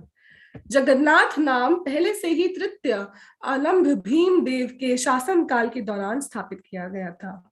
इसके बाद जिनके बारे में माना जाता है कि उन्होंने श्री जगन्नाथ मंदिर का निर्माण पूरा किया था, जिसे चोट गंगा देव द्वारा शुरू किया गया था। जगन्नाथ नाम का शाब्दिक अर्थ है ब्रह्मांड के भगवान, जो वास्तव में भक्तों की नजर में है। अब हम मूर्तियों के बारे में बात करते हैं। पुरी या श्री मंदिर के श्री जगन्नाथ मंदिर में पूजे जाने वाले प्रमुख देवता भगवान जगन्नाथ, भगवान बलभद्र, देवी सुभद्रा और भगवान सुदर्शन है। इन चारों देवताओं को मिलाकर चतुर्धा मूर्ति के नाम से जाना जाता है। ऐसा माना जाता है कि राजा इंद्रद्युम्न के पास एक दारू यानी नीम के पेड़ की लकड़ी से बनी जगन्नाथ जी, बलराम जी और सुभद्रा देवी की मूर्तियां थी जो समुद्र के किनारे तैरती थी। उन्होंने मूर्तियों के लिए एक भव्य मंदिर बनाया था और भगवान ब्रह्मा ने स्वयं मूर्तियों का अभिषेक किया था। तो समय को देखते हुए मैं यहीं रुकूंगी और अब सुवलना जी आगे कंटिन्यू करें। जी सुरला जी, आइए, आप आमंत्रित हैं और शुरू हो जाइए। Yes. So in the first part, when we talked about these idols of these Chaturdha Murti were made of the wood, neem wood, which was floating in the seashore, and then there was this Sopnadesh, and this temple was built, and the idols were made out of the wood of the neem tree. There is this ritual of Navakalevara, which is associated with this wooden idols, but it's a very interesting and very relatable to human forms, I can say. How does this go? Let us look at it. These wooden idols are replaced periodically during this ritual called Navakalevara. Navakalevara means a new form of something. Kalevara is a new formation and Nava is new, which falls approximately every 12 to 19 years when 2 months of Ashadha fall in a year. When whichever year has 2 Ashadha months, that year this Navakalevara will happen. The Brahma Parivartana, that means soul is transferred, which is the most important ritual of this Navakalevara. That means the body is getting a new form. The soul will remain the same and bodies of the idols will be changed. The daily and periodical rituals performed in the service of the worship of Lord Jagannath with dignity and grandeur is just like to serve a human being. Human body is subject to decay, but not the Atma, soul, as we all know it. In this analogy of the spiritual truth, the Purushottama Jagannatha relinquishes his old body and assumes a new body. But his Brahma Padartha, that means the inner divine substance, is not perishable. It is transferred to the new divine body. The performance of this spiritual practice is known as Navakalevara. It's a ritual pertaining to the new embodiment of Sri Sudarshan, Sri Balabhadra, Devi Subhadra, and Sri Jagannath. Navakalevara rituals of the great temple, it is 8-folded. There is this search of Daru. In Odia, we call Banayaga Yatra. Then Daru Nirnaya, that means selection of the wood. Then Sabarapalli Nirmana, construction of temporary shade of the Sevakas. Daru Chedan, that means cutting of suitable tree for the deities. Then Mahadaru Yatra, carrying those logs which were cut from the tree for the deities. Then there is this process of construction of deities. Karushala Padhati. Then Brahmoschav Lila, that means process of storing this Brahma Padartha, which will be replaced, which will be taken to a new body. Then there is this secret rituals inside. There is a inner place in the temple, Koili Vaikuntha, where the secret rituals will happen. Now, how does it go? All the Banayaga team, there will be a team of people who would go in a procession to the Gajapati, the king, his residence, and the Rajaguru of the king, the king's Rajaguru will greet the team in a ritualistic manner. The king then authorizes the team to proceed to procure the sacred Daru, that wooden log. The procession of the team proceeds and halts at Jagannath Vallabha Matha for night or 2. Next day, they will proceed to, there is a place called Kakatpur, and they will have a halting at the Deuli Math. There is a river called Prachi nearby that. So next day, they'll go to the temple to goddess Mangala. In that Kakatpur, there is a place in Odisha, nearby Puri. The deity of the temple is goddess Mangala. So in the forenoon for a special worship, they'll be there. Nobody is allowed inside the premises during the special puja. And the special puja of goddess Ma Mangala is an important ceremonial occasion.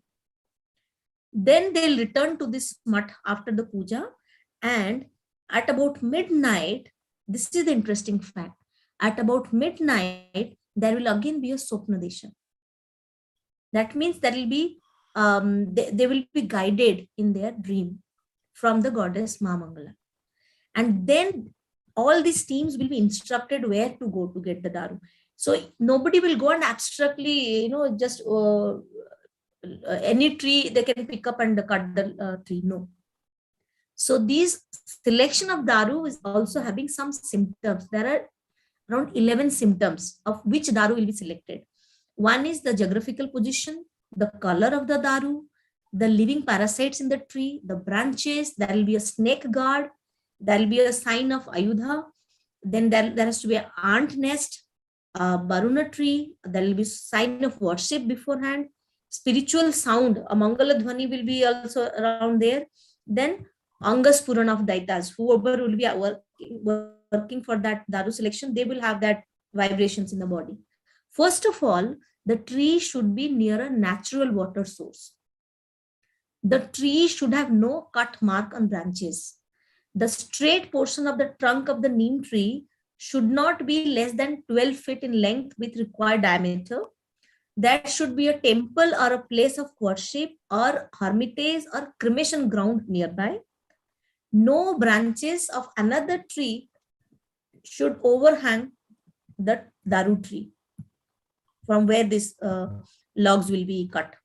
The daru tree should not have any parasites or any creepers leaning on it. There should not be any burn mark or any of its branches submerged in water. Presence of an ant hill and a cobra's hole near the tree is considered a sacred symbol for selection. And most interestingly, it is also said that the marks of Sankha, Chakra, etc. should be seen on daru. The color and branches of the daru tree should be the following, like Balabhadra, white color and with 7 branches, Devi Subhadra, yellow with 3 branches, Sri Jagannath, blackish with 4 or 5 branches, Sri Sudarshana, red with nicely branched. So this is how there will be a Swapna Desha, then they'll go to different directions. The daru should have all these aspects, all these symptoms, all these marks, then only the daru will be chosen, identified. After identification of all the darus, the team will first proceed to the tree meant for Sudarshana daru with the silver Sudarshana Chakra and Agyamala. There is a Sudarshan Chakra and Agyamala which should have gone from the temple. They will keep the Chakra and Agyamala on the root of the tree. Before cutting of daru, tree worship for the survivor of the tree. The cobra is worshipped by offering milk and water in the pots. Then tree cutting will happen. After the tree is cut into logs, a cart having 4 wheels is worshipped to carry this sacred daru. The daru is fastened tightly with the cart and taken to Sri Mandira. The carpenters complete all deities inside a closed room. During this period, musical instruments are played loudly so that inner sound should not be heard by others outside.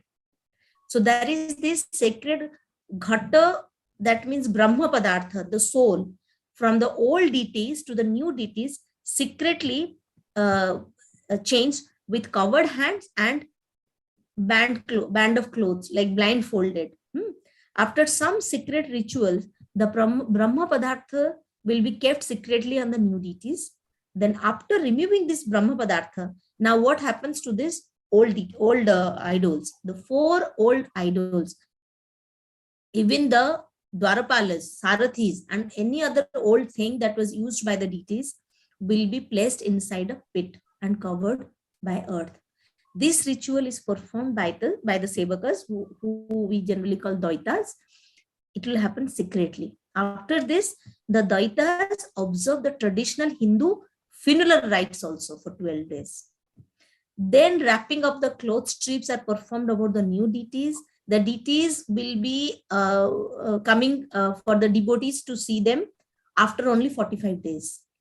And that is called Nava Jogana Vesha. That means the new youth form of the new idols. So again, world famous car festival of Sri Jagannath, as we all know, is performed on the second day of the bright fortnight of Asadha.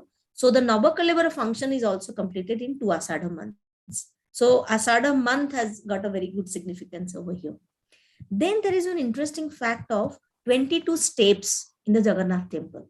These 22 steps, which we call bais, basically a bais, and in Odia we call it baisi. So baisi pahacha, that means 22 steps. These are connected between the Lion's Gate to the second gate inside the temple, and through, though the exact time of its construction is not mentioned anywhere in the historical or Puranic texts, but people say that it was built by a king named Bhanudev. After passing through the Lion's Gate of the Sri Jagannath Temple, one has to go up the steps and then pass through a second gate way out to a courtyard from where one can get into the main temple. So there is one stone called Yamashila, which is engraved into the third step out of this 22. So the third step, there is one black stone called Yamashila, which the devotees must tread on while ascending the steps. People say that it frees from the reasons to be punished by Yama, but they must not touch the stone on the way back, since it will take away the merit of Jagannath Darshan. That is this belief. Now, numerous holy activities are performed on these steps. It is said that during the car festival, several gods, goddesses, demigods, all other heavenly entities, and even the souls of ancestors, Pitrusila, Chitragupta and folks near the Yamasila, they descend upon the steps to witness the Pahandi of Lord Jagannath. Pahandi means when Lord Jagannath steps out of his temple to the for the car festival. So Pahandi is basically taking one step at a time. So one Pahunda, one step. So from there probably this word has come. So to watch that beautiful, slow walk of Lord Jagannath, all these heavenly entities come and they are there on the 22 steps to watch him. Then believers of Jainism hold these 22 steps to be a symbolic representation of their 22 Tirthankars. Some say that the steps represent the 22 kinds of weaknesses and faults in human beings, which substantiate the fact that some noblemen, saints, and Vaishnavas took around 22 years in order to conquer these weaknesses. So these are the significance of this number 22 in different beliefs and different religions. And in order to conquer these weaknesses and fall, to make themselves eligible for a darshan of Lord Jagannath. So that is why these steps are all steps of self-control. Now coming to car festival, the car festival or the chariot festival or the Rath Yatra, famous Rath Yatra Puri, it dates back to ancient times, and it mentions that the Rath Yatra along with other accounts about the Puri Jagannath Temple are documented in the records of the temple. There is a temple record called Madhaba Panji. So Panji is a word probably I don't know if very often people will be using. Panji is generally a book or maybe a record wherein you see all the sacred days, time, then when this festival will fall, what is the day, what is the zodiac significance of that particular day. So this similarly there is this Madhaba Panji in the temple. This documents the history and Jagannath Puri temple facts. In the Skanda Purana, if I can relate it to this car festival, at 3 or 4 incidents there was this not car festival, but there was this car yatra or Rath Yatra. How were they? In the Dwapar Yuga, when the maternal uncle of Krishna invited young Krishna and his brother Balarama to Mathura with the evil intention of getting them killed, he had sent a chariot or Ratha with Akrura. So Krishna and Balaram ascended the chariot and left their beloved Gokula for Mathura. So there was one Rath Yatra. So some say that, probably for that reason, this Rath Yatra thing has come up in the system. Then there was one Rath again, after Krishna defeated Kansa and killed him, thus fulfilling a divine prophecy. he and Balaram again ascended a chariot and went around Mathura, just to, enthusiastically show their cheers by the people of Mathura. So this event is also, linked to the Yatra or a car festival. Another legend says that once when Lord Krishna ruled over the beautiful city of Dwaraka, he took Subhadra and Balaram in a chariot to show them the splendors of the city of Dwaraka.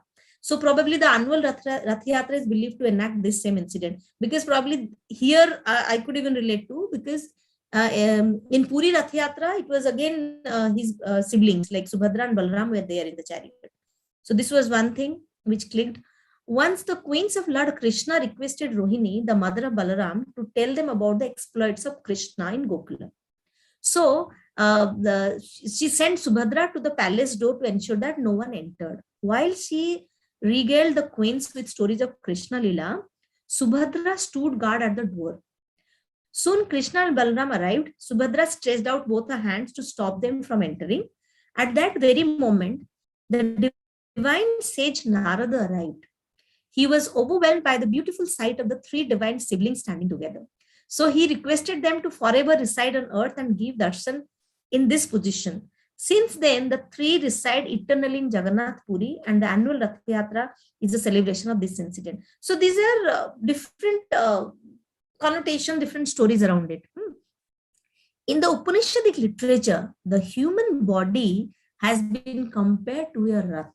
Rath means a chariot. How in Upanishad the rath is, a human body is compared to a rath, because it has a deep philosophy of life.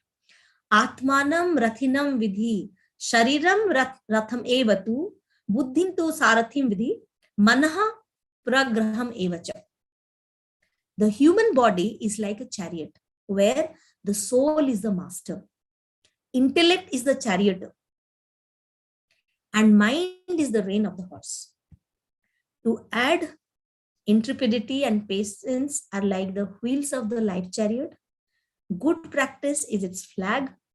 Strength, conscience, control of senses, and benevolence are the four horses of the chariot. Forgiveness and kindness are the other names for the rope of the chariot. So we all are like a rath, a chariot. So this is a Upanishadic literature which is related to what is a rath, why there is the significance of Rath Yatra. Now let me take you through an unexplored aspect of Sri Jagannath culture now.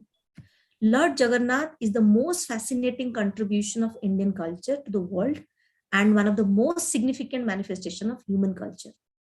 Sri Jagannath consciousness is so all-pervading that it seems to have the capacity to provide nature to all levels of human existence. Rich, poor, learned, ignorant, male, female, a foreigner, a native, and so on.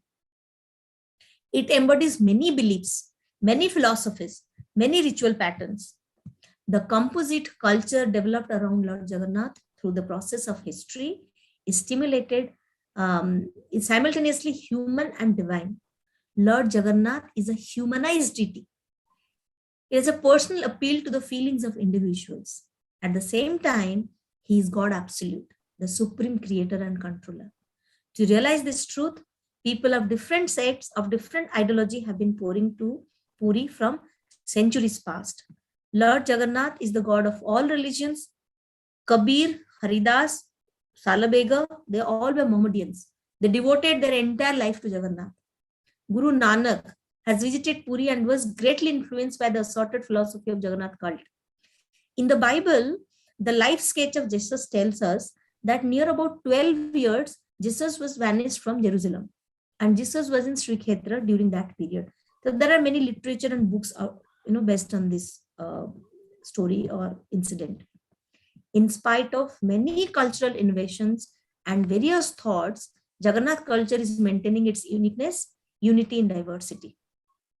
Many Puranas describe Lord Jagannath as the universal deity and Sri Kshetra as the most holy place on the earth. Shiva Purana says, Purushottam is the only place on earth which can confer liberation from earthly bondage. It is the place where the Supreme God has assumed wooden form. As per Adi Shankaracharya, Puri is the prime and foremost dham among the 4 dhams. Except Jagannath Dham, in other places, the gods are worshipped with their consorts like Rama, Sita, Radha, Krishna, Lakshmi, Narayan, Shiva, Parvati. Whereas in this dham, Lord Jagannath is worshipped with his brother Balabhadra and sister Subhadra. It represents the universal brotherhood and human unity and integrity. During the car festival, the chariots are pulled by the devotees irrespective of caste, creed, and religion. Lord Jagannath is known as Param Brahma. Brahma is the only universal truth and other things are illusion. Adi Shankaracharya said, Brahma Satyam Jagat Mithya. Brahma Jiveva Napara. Brahma has no color, no gender, and beyond imagination, what Jagannath represents. Even the Mahaprasad of Lord Jagannath is famous throughout the world for its uniqueness and significance, especially for it is taken jointly, irrespective of caste and creed. You can eat together. This tradition signifies oneness among the people, which is the real mantra of creating universal peace.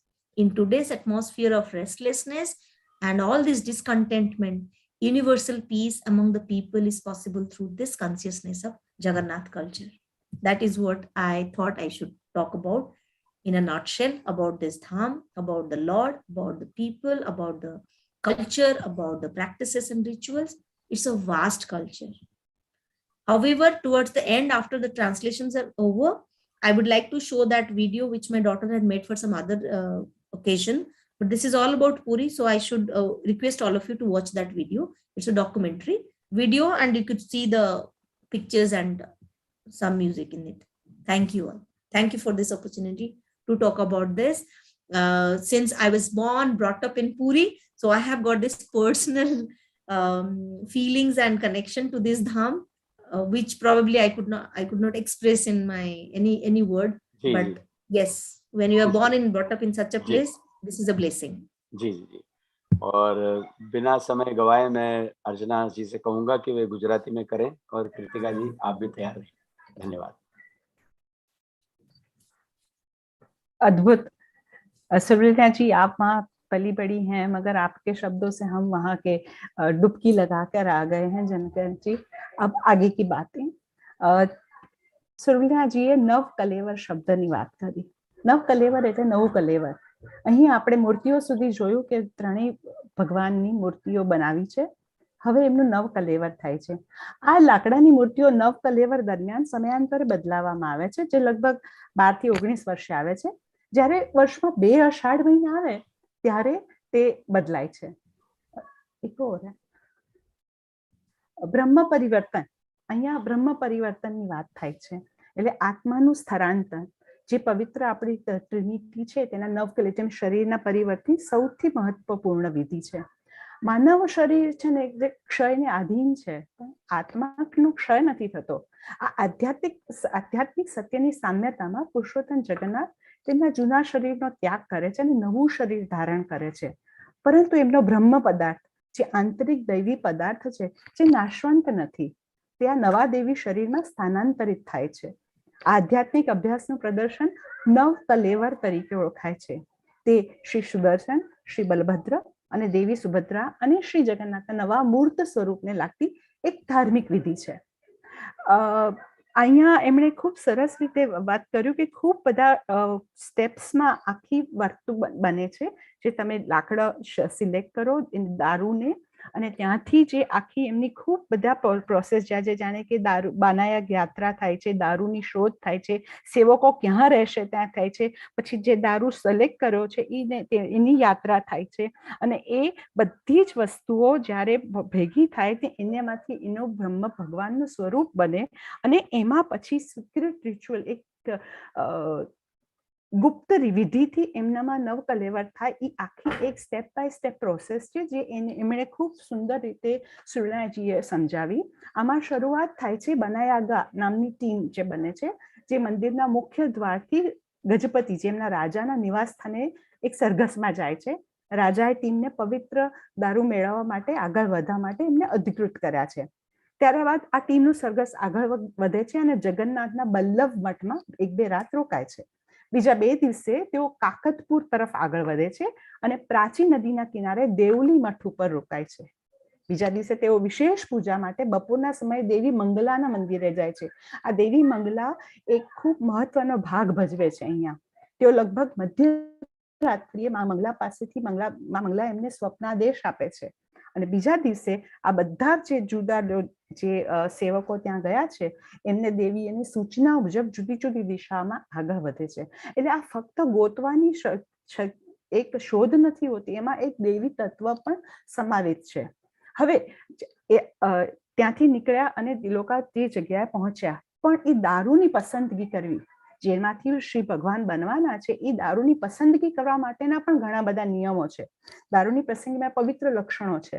સૌપ્રથમ વૃક્ષ કુદરતી પાણીના સ્ત્રોતની નજીક હોવું જોઈએ, ઝાડની ડાળીઓ પર કાપના નિશાન ન હોવા જોઈએ, લીમડાના ઝાડના થડનો સીધો ભાગ જે જરૂરી વ્યાસતે લંબાઈમાં 12 ફૂટથી ઓછો ન હોવો જોઈએ, કારણ કે મૂર્તિની એટલી ઊંચાઈ હોવી જોઈએ, નજીકમાં મંદિર અથવા પૂજા સ્થળ અથવા કોઈ પણ મઠ અથવા સંન્યાસ કે સ્મશાન જેવું સ્થળ હોવું જોઈએ.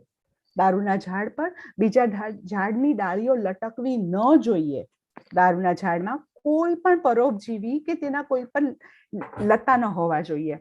દારૂના ઝાડમાં કોઈ પણ દાજના નિશાન, કારણ કે દાજી બાજી ગયું એવા કોઈ પણ નિશાન ન જોઈએ અને એની એક પણ ડાળી પાણીમાં ડૂબેલી ન હોવી જોઈએ. કોઈ પણ પક્ષીનો માળો પણ ન હોવો જોઈએ.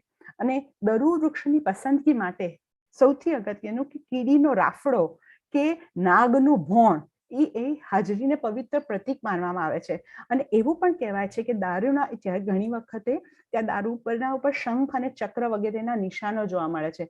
એમણે એક બીજી સુંદર વાતો પણ કીધું કે એમાંથી વાઇબ્રેશન જે નીકળે છે, જે ગયા છે એ લોકોની વાઇબ્રેશન પણ ફીલ થાય છે. ઘણાને ત્યાં અલૌકિક સંગીત પણ સંભળાય છે.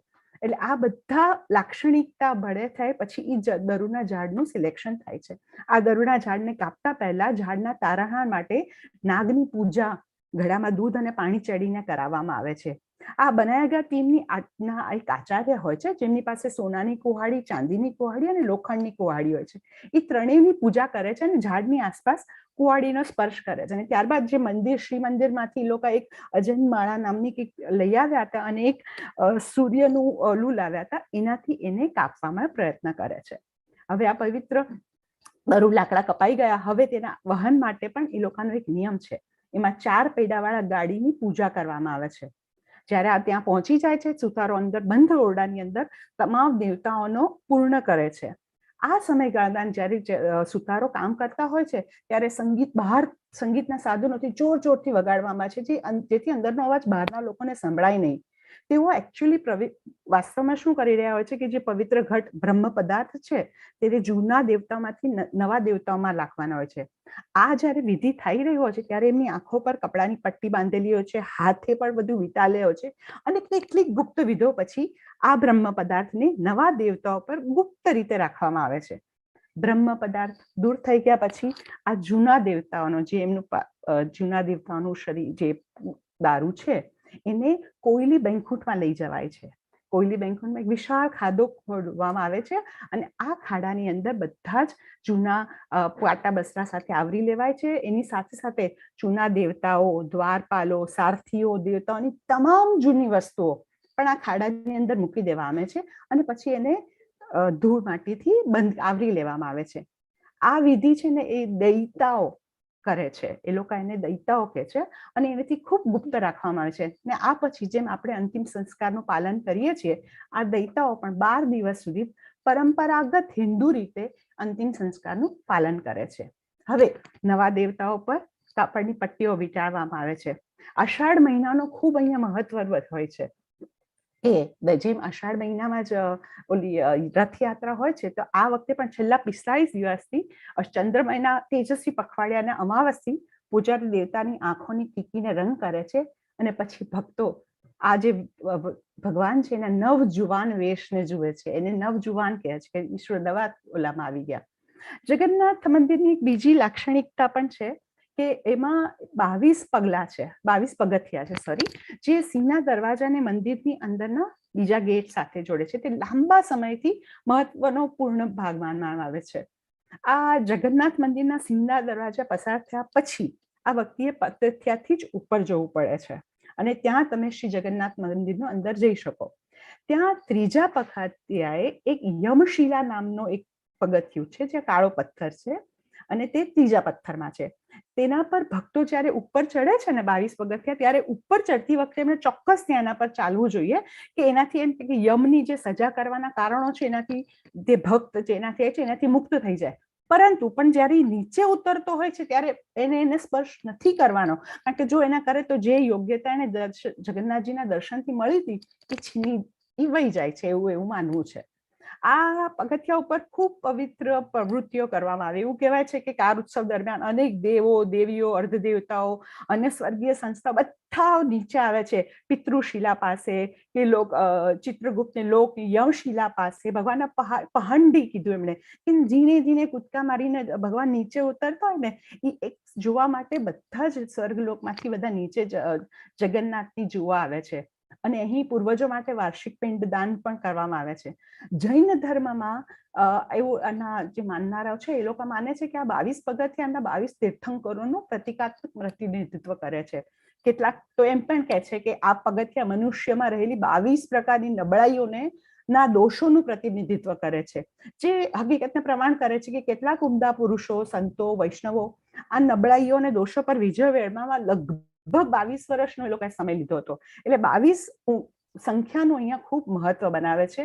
અને ભગવાન, અને બીજું એક માનવાનું પણ એમ છે કે આ જે ભગવાન દર્શન માટે આપણને તે 22 પગથિયા આપણને એના માટે લાયક બનાવે છે. તો તેથી વિદ્વાનોએ તેને સ્વનિયંત્રણના પગલા એવું નામ પણ આપ્યું છે. હવે વાત થાય છે રથયાત્રાની. એને કાર ફેસ્ટિવલ પણ કહે છે. પુરીની રથયાત્રા પ્રાચીન કાળની છે. અહીં સુરવીરનાથજીએ બહુ સરસ 3 ઉલ્લેખ ન કર્યા, જે આપણને નાનપણમાં યાદ છે કે જ્યારે અક્રૂરજી લેવા આવ્યા હતા કૃષ્ણને, પછી કંસવધ પછી જ્યારે બલરામ અને કૃષ્ણ ગયા હતા, અને ત્રીજું કે જ્યારે દ્વારકા દેખાડવા માટે કંસ, સુભદ્રા અને બલરામ ગયા હતા. અને નારદજીએ જ્યારે સુભદ્રાજી દરવાજે ઉભા હતા અને કૃષ્ણ અને બલરામની સાથે કે અંદર ના જાય વાતો કરતા હોય ત્યારે એ જોઈને કહેતું કે તમે 3 એટલા સરસ લાગો છો કે તમે આ જ સ્વરૂપે અહીંયા રહો. એવી સરસ એમણે વાત કરી. પણ ઉપનિષદ સાહિત્યમાં એમણે એની સાથે જીવનના શરીર સાથે પણ રથયાત્રાની બહુ સરસ શ્લોક સાથે આત્માનામ રથિનામ વૃદ્ધિ, શરીરામ રથમેવ તું, બુદ્ધિમતુ સારથી વૃદ્ધિ, મનઃગ્ર પ્રમેય ચ. માનવી શરીર એક રથ જેવું છે, જ્યાં આત્મા સ્વામી છે, બુદ્ધિ સારથી છે અને મન ઘોડાની લગામ છે. આમાં ઉંમરો કરવા માટે નિડરતા, ધીરજ અને જીવન રથના પૈડા જેવા છે. સારો વ્યવહાર તેનો ધ્વજ છે. બળ, વિવેક, ઇન્દ્રિયો નિયંત્રણ પરોકાર રથના 4 ઘોડા છે. ક્ષમા અને દયા એ રથના દોરાના બીજા નામ છે. એટલે ટૂંકમાં જગન્નાથ સંસ્કૃતિનું એક અન્વિતેશ પાસું, અન્વેષિત એટલે એક અજાણ્યું, એક ખૂબ અદ્ભુત અને સુંદર પાસું. તમામ ધર્મોના ભગવાન છે જગન્નાથજી. જાણે મુસલમાન કબીર, હરિદાસ એ લોકોએ પણ એમને જગન્નાથજીને સમર્પિત કર્યું. ગુરુ નાનક પોતે પુરીની મુલાકાતે આવી ગયા હતા. અને ખાસ તો ઈસુનો પણ અહીંયા છે કે જ્યારે ઈસુ 12 વર્ષ જેરુસલેમમાંથી ગાયબ થઈ ગયા હતા ત્યારે કદાચ તે શ્રી ક્ષેત્રમાં હતા. અને આપણા સંપ્રદાયમાં તો પુરુષોત્તમ સ્થાનનું તો મહત્વ છે જ. પુરુષોત્તમ પૃથ્વી પર એકમાત્ર એવું સ્થાન છે જે પૃથ્વીના બંધનમાંથી મુક્તિ આપી શકે છે, જ્યાં પરમેશ્વરે લાકડાનું સ્વરૂપ ધારણ કર્યું છે. અને આદિશંકરે આ મુજબ પુરી એ 4 ધામોનું સૌથી અગ્રીમ ધામ છે. જાણ કે બધે જ પત્નીઓ સાથે ભગવાન છે, પણ અહીં ફક્ત 3 ભાઈ ભાંડરડાઓ એક ભગવાનના સ્વરૂપે ઉભા છે. જગન્નાથજી, એમના ભાઈ બલભદ્ર અને બહેન સુભદ્રા. અહીં એમની પૂજા કરવામાં છે. એટલે આ એક સાર્વત્રિક ભાઈચારો અને માનવ એકતાનું, અખંડતાનું પ્રતિનિધિત્વ કરે છે. રથયાત્રા દરમિયાન રથને ભક્તો દ્વારા નાદ, જાત અને ધર્મને ધ્યાન વિધાન ખેંચવામાં આવે છે. અને જગન્નાથજીને પરબ્રહ્મ તરીકે ઓળખાય છે. બ્રહ્મ એક માત્ર સાર્વત્રિક સત્ય છે. જેમ આદિશંકરાચાર્ય કે બ્રહ્મ સત્યમ જગત મિથ્યા, બ્રહ્મ જીવી ન પરહ. બ્રહ્માનો કોઈ રંગ નથી, કોઈ રંગ નથી ને કલ્પનાથી પરે છે જગન્નાથજી. ભગવાન જગન્નાથજીનો મહાપ્રસાદ તેમની વિશિષ્ટતા અને મહત્વ માટે સમગ્ર વિશ્વમાં પ્રખ્યાત છે. ખાસ કરીને તે જાતિ સંપ્રદાયને ધ્યાનમાં લીધા વિના સંયુક્ત રીતે બધા જ લે છે. આ પરંપરા લોકોમાં એકતા દર્શાવે છે, જે સાર્વત્રિક શાંતિ બનવાનો વાસ્તવિક મંત્ર છે. આજના બેચેની અને અસંતોષના વાતાવરણમાં જગન્નાથ સંસ્કૃતિની ચેતના દ્વારા લોકોમાં સાર્વત્રિક શાંતિ જ શક્ય છે. જય જગન્નાથ. थैंक यू अर्चना जी. और कृतिका जी, आपसे निवेदन है कि आप हिंदी में प्रारंभ करें. धन्यवाद. थैंक यू सो मच सुरीना जी और अर्चना जी, इतने सुंदर तरीके से इसे प्रस्तुत करने के लिए. अर्चना प्लीज ऑन द वीडियो. तो चलिए आगे बढ़ते हैं और जानते हैं नव कलेबर के बारे में. इन लकड़ी की मूर्तियों को समय समय पर नव कलेवर के दौरान बदल दिया जाता है, जो लगभग हर 12 से 19 साल में आता है, जब एक वर्ष में आषाढ़ के 2 महीने आते हैं. ब्रह्म परिवर्तन यानी आत्मा का स्थानांतरण पवित्र मूर्ति के नव कलेबर यानी शरीर परिवर्तन का सबसे महत्वपूर्ण अनुष्ठान है. मानव शरीर क्षय में अधीन है, लेकिन आत्मा नहीं. इस आध्यात्मिक सत्य की उपमा में पुरुषोत्तम जगन्नाथ अपने पुराने शरीर को त्याग कर एक नया शरीर धारण करते हैं, लेकिन उनका ब्रह्म पदार्थ यानी आंतरिक दिव्य पदार्थ नाशवान नहीं है. इसे नए दिव्य शरीर में स्थानांतरित कर दिया जाता है. इस साधना के प्रदर्शन को नव कलेबर के नाम से जाना जाता है. यह श्री सुदर्शन, श्री बलभद्र, देवी सुभद्रा और श्री जगन्नाथ जी के नए अवतार से संबंधित एक अनुष्ठान है. सभी बनियक दल श्री मंदिर के मुख्य द्वार से गजपति राजा के निवास तक एक जुलूस में जाते हैं. राजा दल को पवित्र दारू को लाने के लिए आगे बढ़ने के लिए अधिकृत करते हैं. फिर दल का जुलूस आगे बढ़ता है और 1 या 2 रात के लिए जगन्नाथ बल्लभ मठ में रुकते हैं. अगले दिन वे काकतपुर के लिए आगे बढ़ते हैं और प्राची नदी के किनारे देवी मठ में रुकते हैं. अगले दिन वे विशेष पूजा के लिए पूर्वा में नदी मंगला के मंदिर जाते हैं. उन्हें लगभग आधी रात को देवी मां मंगला से स्वप्रदेश मिलता है, यानी उन्हें स्वप्न में उपदेश मिलता है. अगले दिन सभी दारू के लिए देवी द्वारा दिए गए निर्देश के अनुसार अलग अलग दिशाओं में आगे बढ़ते हैं. दारू के चयन के कुछ पवित्र लक्षण हैं, आइए उन्हें जानते हैं. सबसे पहले, पेड़ एक प्राकृतिक जल स्रोत में पाया जाना चाहिए. पेड़ की शाखाओं पर कोई खंडित या दरार का निशान नहीं होना चाहिए. नीम के पेड़ के तने का सीधा भाग आवश्यक व्यास के 7-12 फीट से कम लंबा नहीं होना चाहिए. पास में कोई मंदिर या पूजा स्थल या कोई मठ या आश्रम या शमशान भूमि होनी चाहिए. दूसरे पेड़ की कोई भी शाखा दारू के पेड़ के ऊपर नहीं लटकनी चाहिए. दारू के पेड़ पर कोई परजीवी या कोई लता उस पर झुकी नहीं होनी चाहिए. जल में उसकी कोई शाखा नहीं होनी चाहिए और ना ही दारू के पेड़ में चिड़िया का घोंसला होना चाहिए. एवं पेड़ के पास चींटी की पहाड़ी और कोबरा के छेद की उपस्थिति को दारू के पेड़ के चयन के लिए एक पवित्र प्रतीक माना जाता है. यह भी कहा जाता है कि दारू पर शंख, चक्र आदि के निशान देखने चाहिए. दारू के पेड़ को काटने से पहले पेड़ के उद्धारकर्ता के लिए पूजा करते हैं. बर्तन में दूध और पानी चढ़ाकर नागदेव की पूजा की जाती है. बनायक दल के आचार्य स्वर्ण कुल्हाड़ी, चांदी की कुल्हाड़ी और लोहे की कुल्हाड़ी की पूजा करते हैं और फिर पेड़ के चारों ओर कुल्हाड़ियों को छूते हैं और फिर श्री मंदिर से लाए गए एक विशेष आज्ञमाला को पेड़ पर छुआ जाता है. पवित्र दारू को ले जाने के लिए 4 पहियों वाली गाड़ी की पूजा की जाती है. बढ़ई सभी देवताओं की मूर्ति बनाने के काम को बंद कमरे के अंदर पूरा करते हैं. इस दौरान वाद्य यंत्रों को जोर जोर से बजाया जाता है ताकि भीतर की आवाज बाहर के लोगों को ना सुनाई दे. वे वास्तव में पवित्र घट यानी ब्रह्म पदार्थ को पुराने देवताओं से नए देवताओं में गुप्त रूप से ढके हुए हाथों और आंखों पर कपड़े की पट्टी के साथ बदलते हैं. कुछ गुप्त अनुष्ठानों के बाद नए देवताओं पर ब्रह्म पदार्थ गुप्त रूप से रख दिया जाता है. ब्रह्म पदार्थ को हटाने के बाद पुराने देवताओं को कोयली बैकुंठ ले जाया जाता है. कोयली बैकुंठ में एक बड़ा गड्ढा खोद देते हैं, फिर गड्ढे को पाट वस्त्र से ढक दिया जाता है. 4 पुराने देवताओं द्वारपाल, सारथी और देवताओं को सभी पुरानी चीजों को फिर गड्ढे के अंदर रखा जाता है और मिट्टी से ढक दिया जाता है। यह अनुष्ठान सेवकों के द्वारा गुप्त रूप से किया जाता है। इसके बाद तैता यानी सेवक 12 दिनों तक पारंपरिक हिंदू अंतिम संस्कार का पालन करते हैं। कपड़े की पट्टियों के साथ लपेटकर नए देवताओं को ऊपर किया जाता है। 45 दिनों के बाद देवता भक्तों के सामने प्रकट होते हैं। चंद्र आषाढ़ मास के शुक्ल पक्ष की अमावस्या के दिन पुजारी द्वारा देवताओं की आंखों की पुतलियों को रंगने के बाद भक्त नव यौवन वेश देखते हैं। अब जानते हैं श्री जगन्नाथ मंदिर के 22 पहाड़ का महत्व।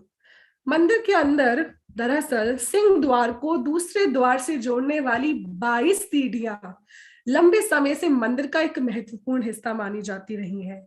श्री जगन्नाथ मंदिर के सिंह द्वार से गुजरने के बाद इन सीढ़ियों के ऊपर जाना होता है और फिर दूसरे द्वार से होकर एक आंगन में जाना होता है, जहां से कोई श्री जगन्नाथ मंदिर के मुख्य मंदिर में प्रवेश कर सकता है।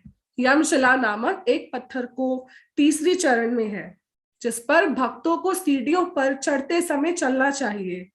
यह यम द्वारा दंडित किए जाने के कारणों से मुक्त हो जाता है, लेकिन वापसी में इस पत्थर को नहीं छूना चाहिए, क्योंकि ऐसा माना जाता है कि यह श्री जगन्नाथ दर्शन के पुण्य को छीन लेता है।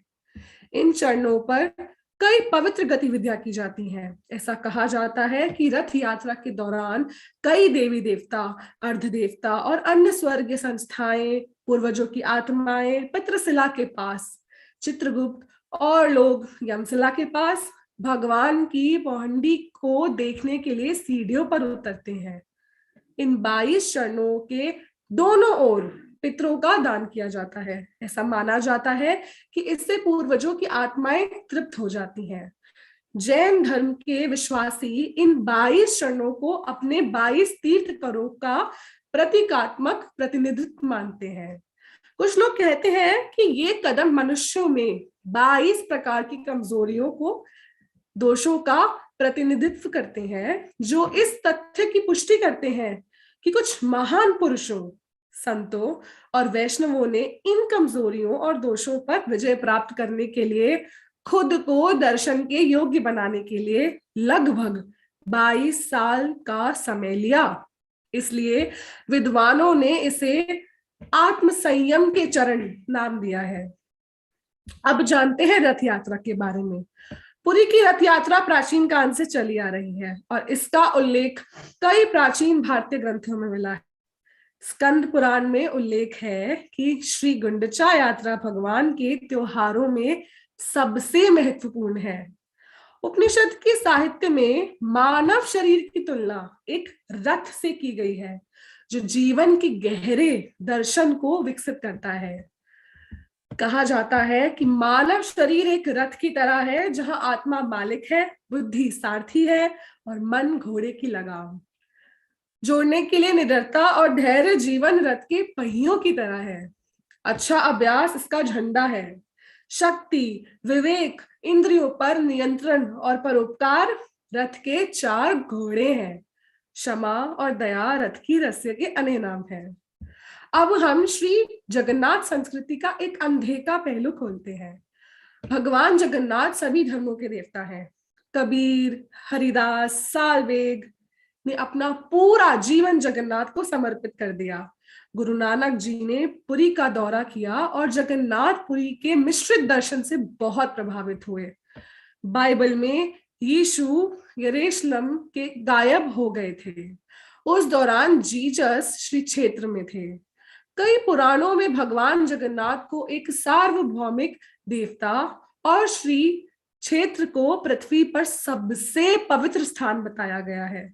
शिव पुराण में कहा गया है, पृथ्वी पर पुरुषोत्तम ही एकमात्र स्थान है जो सांसारिक बंधनों से मुक्ति दिला सकता है। यह वह स्थान है जहां भगवान ने लकड़ी के रूप में धारण किया है। आदि शंकराचार्य के अनुसार पुरी 4 धामों में सबसे प्रमुख धाम है।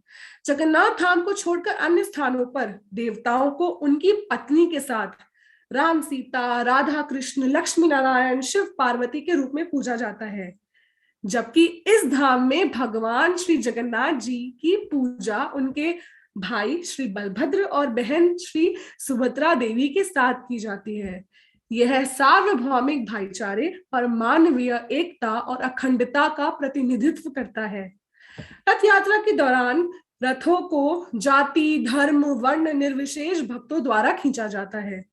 भगवान जगन्नाथ को परम ब्रह्म के नाम से जाना जाता है। श्री ब्रह्मा ही एकमात्र सार्वभौमिक सत्य है और अन्य चीजें ब्रह्म है। आदि शंकराचार्य जी ने कहा, ब्रह्म सत्यम जगत मिथ्या, ब्रह्म जीवन न परः।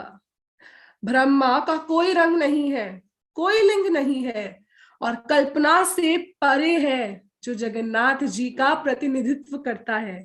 भगवान जगन्नाथ का महाप्रसाद अपनी विशिष्टता और महत्व के लिए दुनिया भर में प्रसिद्ध है। विशेष रूप से इसे जाति, धर्म, वर्ण निर्विशेष के बावजूद संयुक्त रूप से लिया जाता है। यह परंपरा लोगों के बीच एकता का प्रतीक है, जो सार्वभौमिक शांति बनाने का असली मंत्र है।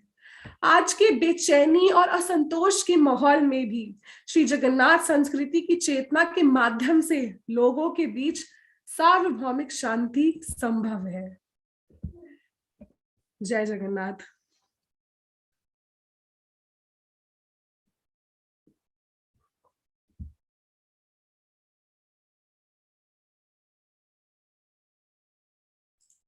So if you would allow me, should I show that video, Taralji?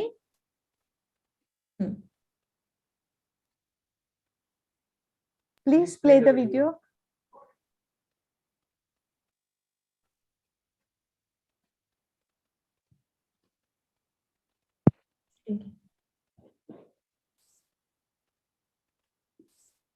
Hope you are able to share.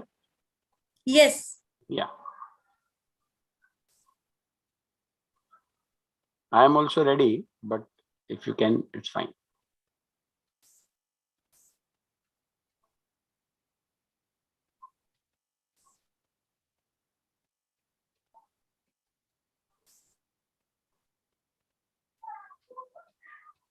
Is it visible?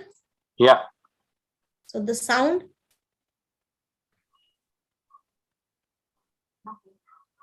Not yet.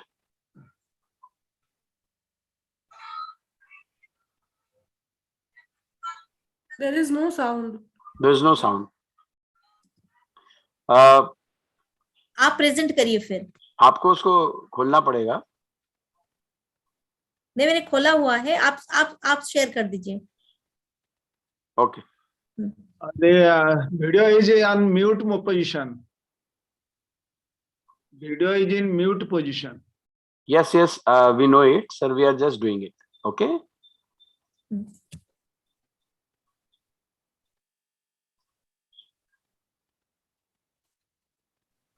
Are you able to see the screen?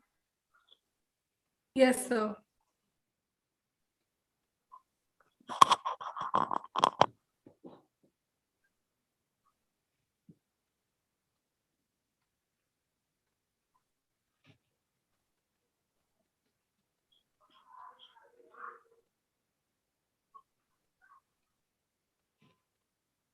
It's not loading.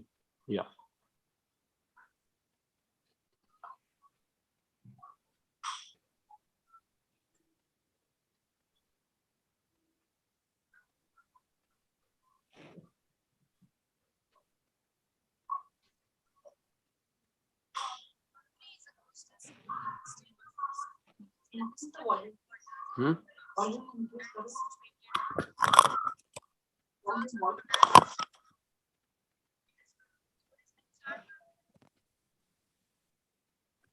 Puri is known by several names since the ancient times and was locally known as Sri Kshetra.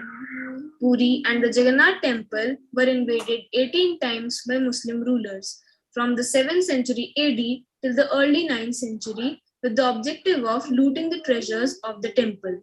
Odisha, including Puri and its temple, were part of British India from 1803 till India attained independence in August 1947. Even though princely states do not exist in India today, the heirs of the house of Gajapati still perform the ritual duties of the temple. The temple town has many Hindu religious mathas or monasteries. The Jagannath Temple is an important Hindu temple dedicated to Lord Jagannath, a form of Sri Krishna in Puri. The temple is sacred to all Hindus and especially in those of the Vaishnava traditions. Jagannath, Balabhadra, and Subhadra are a trio of deities worshipped at the temple. The inner sanctum of the temple contains statues of these three gods carved from the sacred neem logs known as daru, sitting on the Bijul platform or Ratna Bedi, along with the statues of Sudarshan Chakra, Madan Mohan, Sri Devi, and Vishwadharti. The deities are adorned with different clothing and jewels according to the season. Worship of these deities predates the building of the temple and may have originated in an ancient tribal shrine. Mahaprasad is the term applied to the 56 food items offered to Lord Jagannath in the holy temple of Puri. The bhog offered to him and later to Ma Bimala in the grand temple and remains of that Nivedana is known as Mahaprasad. Mahaprasad is also widely named as the famous Chappan Bhog. The temple's kitchen is the largest in the world. Tradition holds that all Mahaprasad cooking in the temple kitchens is supervised by the goddess Mahalakshmi, the empress of Sri Mandir herself, and that if the food prepared has any fault in it, a shadow dog appears near the temple kitchen, a sign of her displeasure. If the shadow dog is seen, the food is promptly buried and a new batch cooked. All 56 varieties of food produced are vegetarian and prepared without onions, garlic, or chilies as prescribed by Hindu religious texts.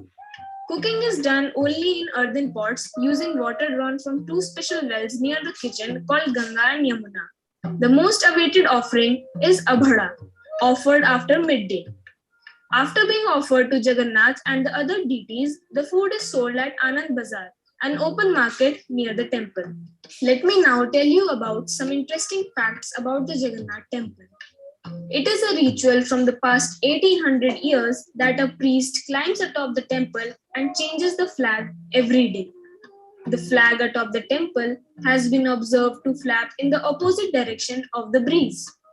Irrespective of where you stand in Puri, it seems to you that the Sudarshan Chakra on the top of the temple is always facing you. No birds fly above the Jagannath Temple in Puri. The shadow of the main dome of Jagannath Temple is not visible whatever be the time of the day. The food cooked inside the temple every day will not go waste. After entering the temple from Singhadwar's entrance, you cannot hear any sound produced by the ocean, but when you exit, it can be clearly heard.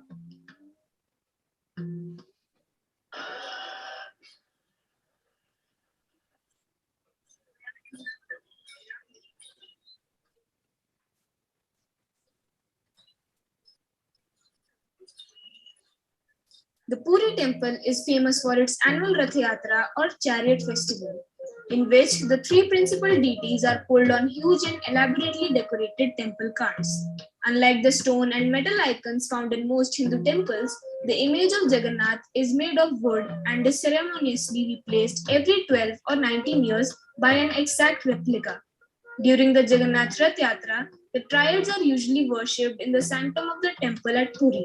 But once during the month of Asadha, usually falling in the month of June or July, they are brought out onto the Bada Danda and travel 3 kilometers to the Sri Gundicha temple in huge chariots, allowing the public to have darshan.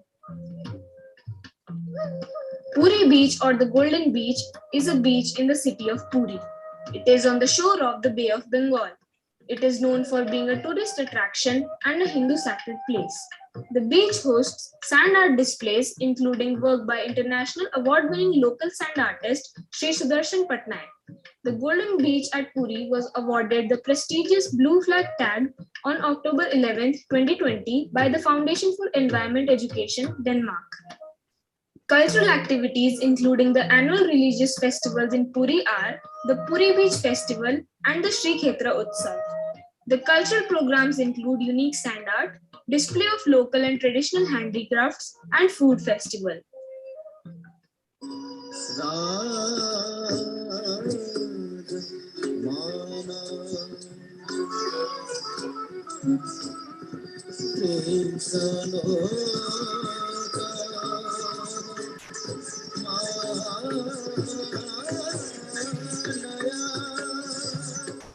Odissi dance is the cultural heritage of Puri.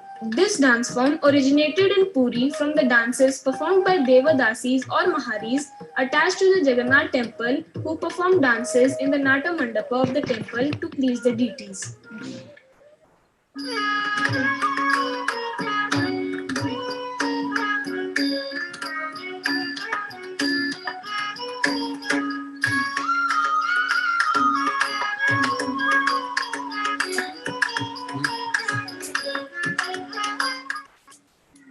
Puri offers diverse cuisines to all kinds of travelers: vegetarian, non-vegetarian, seafood lovers, local food tryouts, and still some more. Some of the most delicious food in Puri are khichdi, malpua, dalma, abhada, chena podo, and khoja.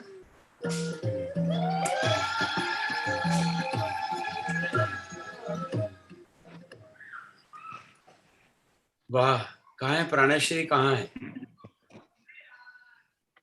बहुत बढ़िया, क्या बात है। I think पूरी जनता clap कर रही है, कोई हिला नहीं, सारे लोग देखते रहे। Wonderful video.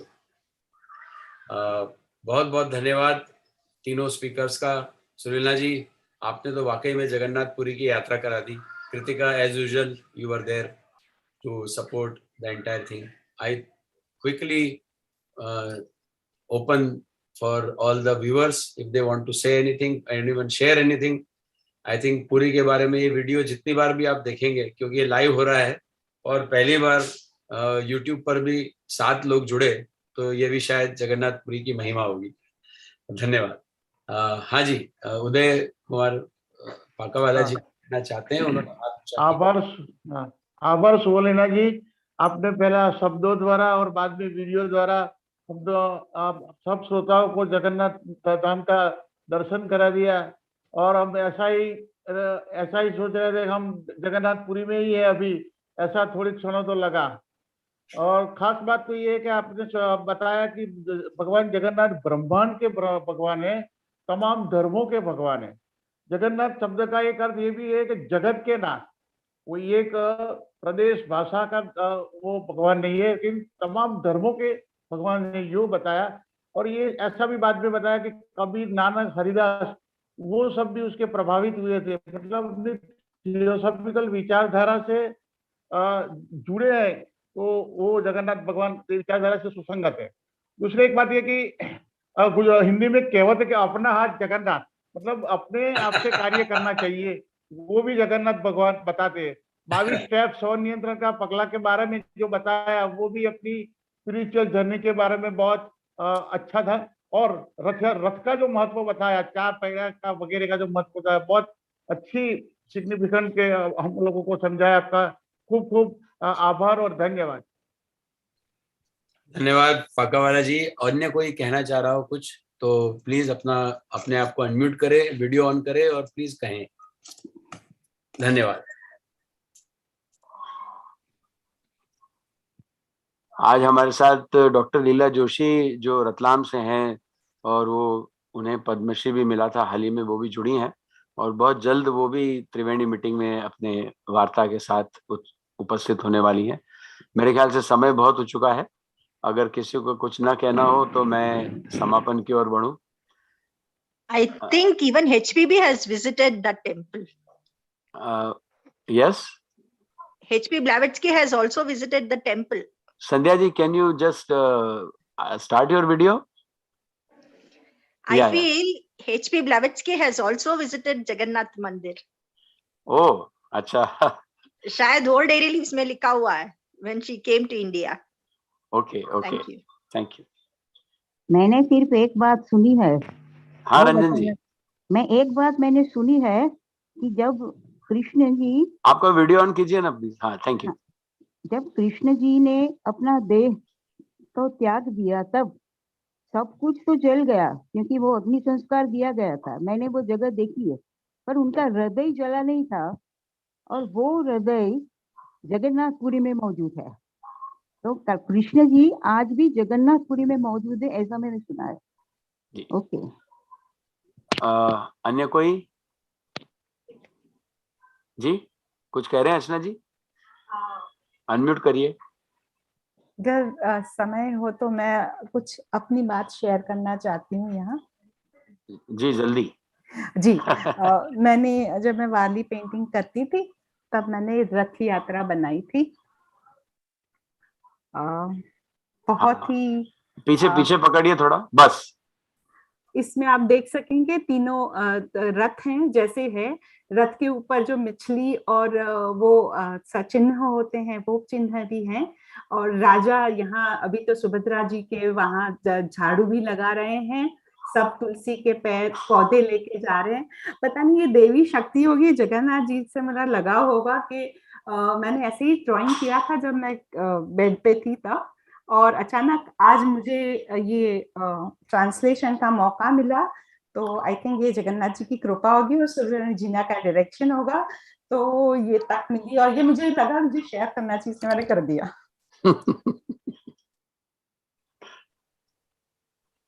जी अन्य कोई? हाँ एक्सलेंट एक्सलेंट एक्सलेंट, इसके अलावा कोई शब्द नहीं है। सुषमा जी, हाँ जी बोलिए जी। अभी समय नहीं है, लेकिन मेरे जहन में एक प्रश्न उठा कि लकड़ी की मूर्ति क्यों है। तो कहीं मैंने पढ़ा था कि जब किसी मेटल को हम आग में डालते हैं तो वो आग में डालते ही वो पूरा मेटल तप जाता है, लेकिन हम जब लकड़ी को आग में डालते हैं तो जहाँ आग लगी होती है वही भाग जो है वो जलता है, बाकी का सब भाग स्पर्श के योग्य होता है। तो ये एक टॉलरेंस की भी बात है। मैंने इसको कहीं फिलॉसफी ऑफ जगन्नाथ टेम्पल में ये पढ़ा था कि लकड़ी की मूर्ति इसलिए भी है कि हमको टॉलरेंस सिखाती है कि जब अग्नि जले तो हम वो क्षेत्र तो अपने में रखें, लेकिन जो भाग नहीं जला है वो क्षेत्र जो है वो लोग उसको स्पर्श कर सकें, हमारा टॉलरेंस देख सकें। मैंने ये कहीं पढ़ा था इसलिए इसको शेयर कर दिया। और तीनों वक्ताओं को बहुत बहुत धन्यवाद। जी धन्यवाद सुषमा जी। और अन्य कोई कहना चाहता है? अदरवाइज मैं अतुल जी से कहूंगा कि वे रंजन जी से कहें कि वे शिवोहम की ओर बढ़े। मुझे किसी का भी हाथ ऊंचा रेज हैंड नहीं दिख रहा है, तो मैं अतुल जी से रिक्वेस्ट करूंगा कि वे शिंदे जी, हाँ सॉरी मैं आपको शिंदे जी आ गए। हाँ शिंदे जी। हाँ, I would like to congratulate all the three speakers wonderfully.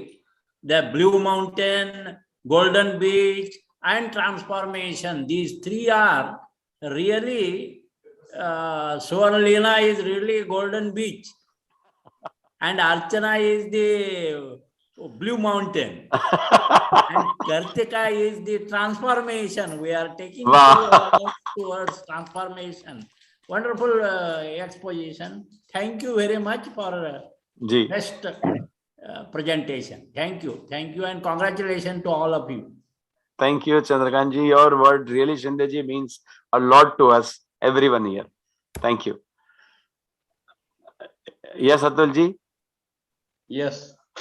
Ranjanben આપણને હવે શિવમનું ગાન કરાવશે અને તેથી આપણે એનું આજની સભાનું સમાપન કરીશું શિવમના ગાન બાદ. રંજનબેન जी। मनोबुद्धि अहंकार चित्तानि नाहम्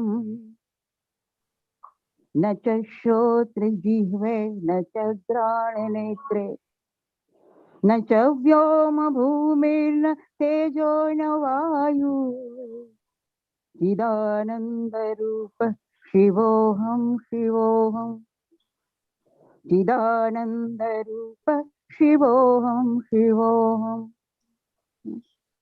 न मे प्राण संज्ञो न द्वै पंच वायु न वा सप्त धातुर्न वा पंचकोश न वा पाणिपादो न चोपस्थ पायु चिदानंद रूप शिवोहम शिवोहम चिदानंद रूप शिवोहम शिवोहम। न मे द्वेष रागो न मे लोभ मोहो, मदो नैव मे नैव मात्सर्य भाव, न धर्मो न चार्थो न कामो न मोक्षः, चिदानंद रूप शिवोहम शिवोहम। चिदानंद रूप शिवोहम शिवोहम। न पुण्यम न पापम न सौख्यम न दुःखम, न मंत्रो न तीर्थो न वेदा न यज्ञा, अहम भोजनम नैव भोज्यम न भोक्ता, चिदानंद रूप शिवोहम शिवोहम।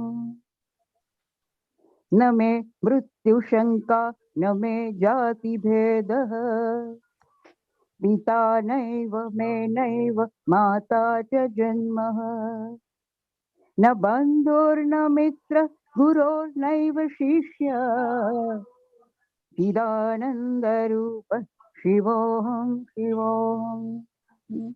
चिदानंद रूप शिवोहम शिवोहम। अहम निर्विकल्पो निराकार रूपो, विभुं व्याप्य सर्वत्र सर्वेन्द्रियाणां, सदा मे समत्वं न मुक्तिर्न बन्धः, चिदानंद रूप शिवोहम शिवोहम। चिदानंद रूप शिवोहम शिवोहम। चिदानंद रूप शिवोहम शिवोहम। चिदानंद रूप शिवोहम शिवोहम। Thank you Ranjan ji, thank you so much. और मेरे ख्याल से अब आप सबकी इजाजत हो तो मैं सभा का समापन करता हूँ। Thanks to all.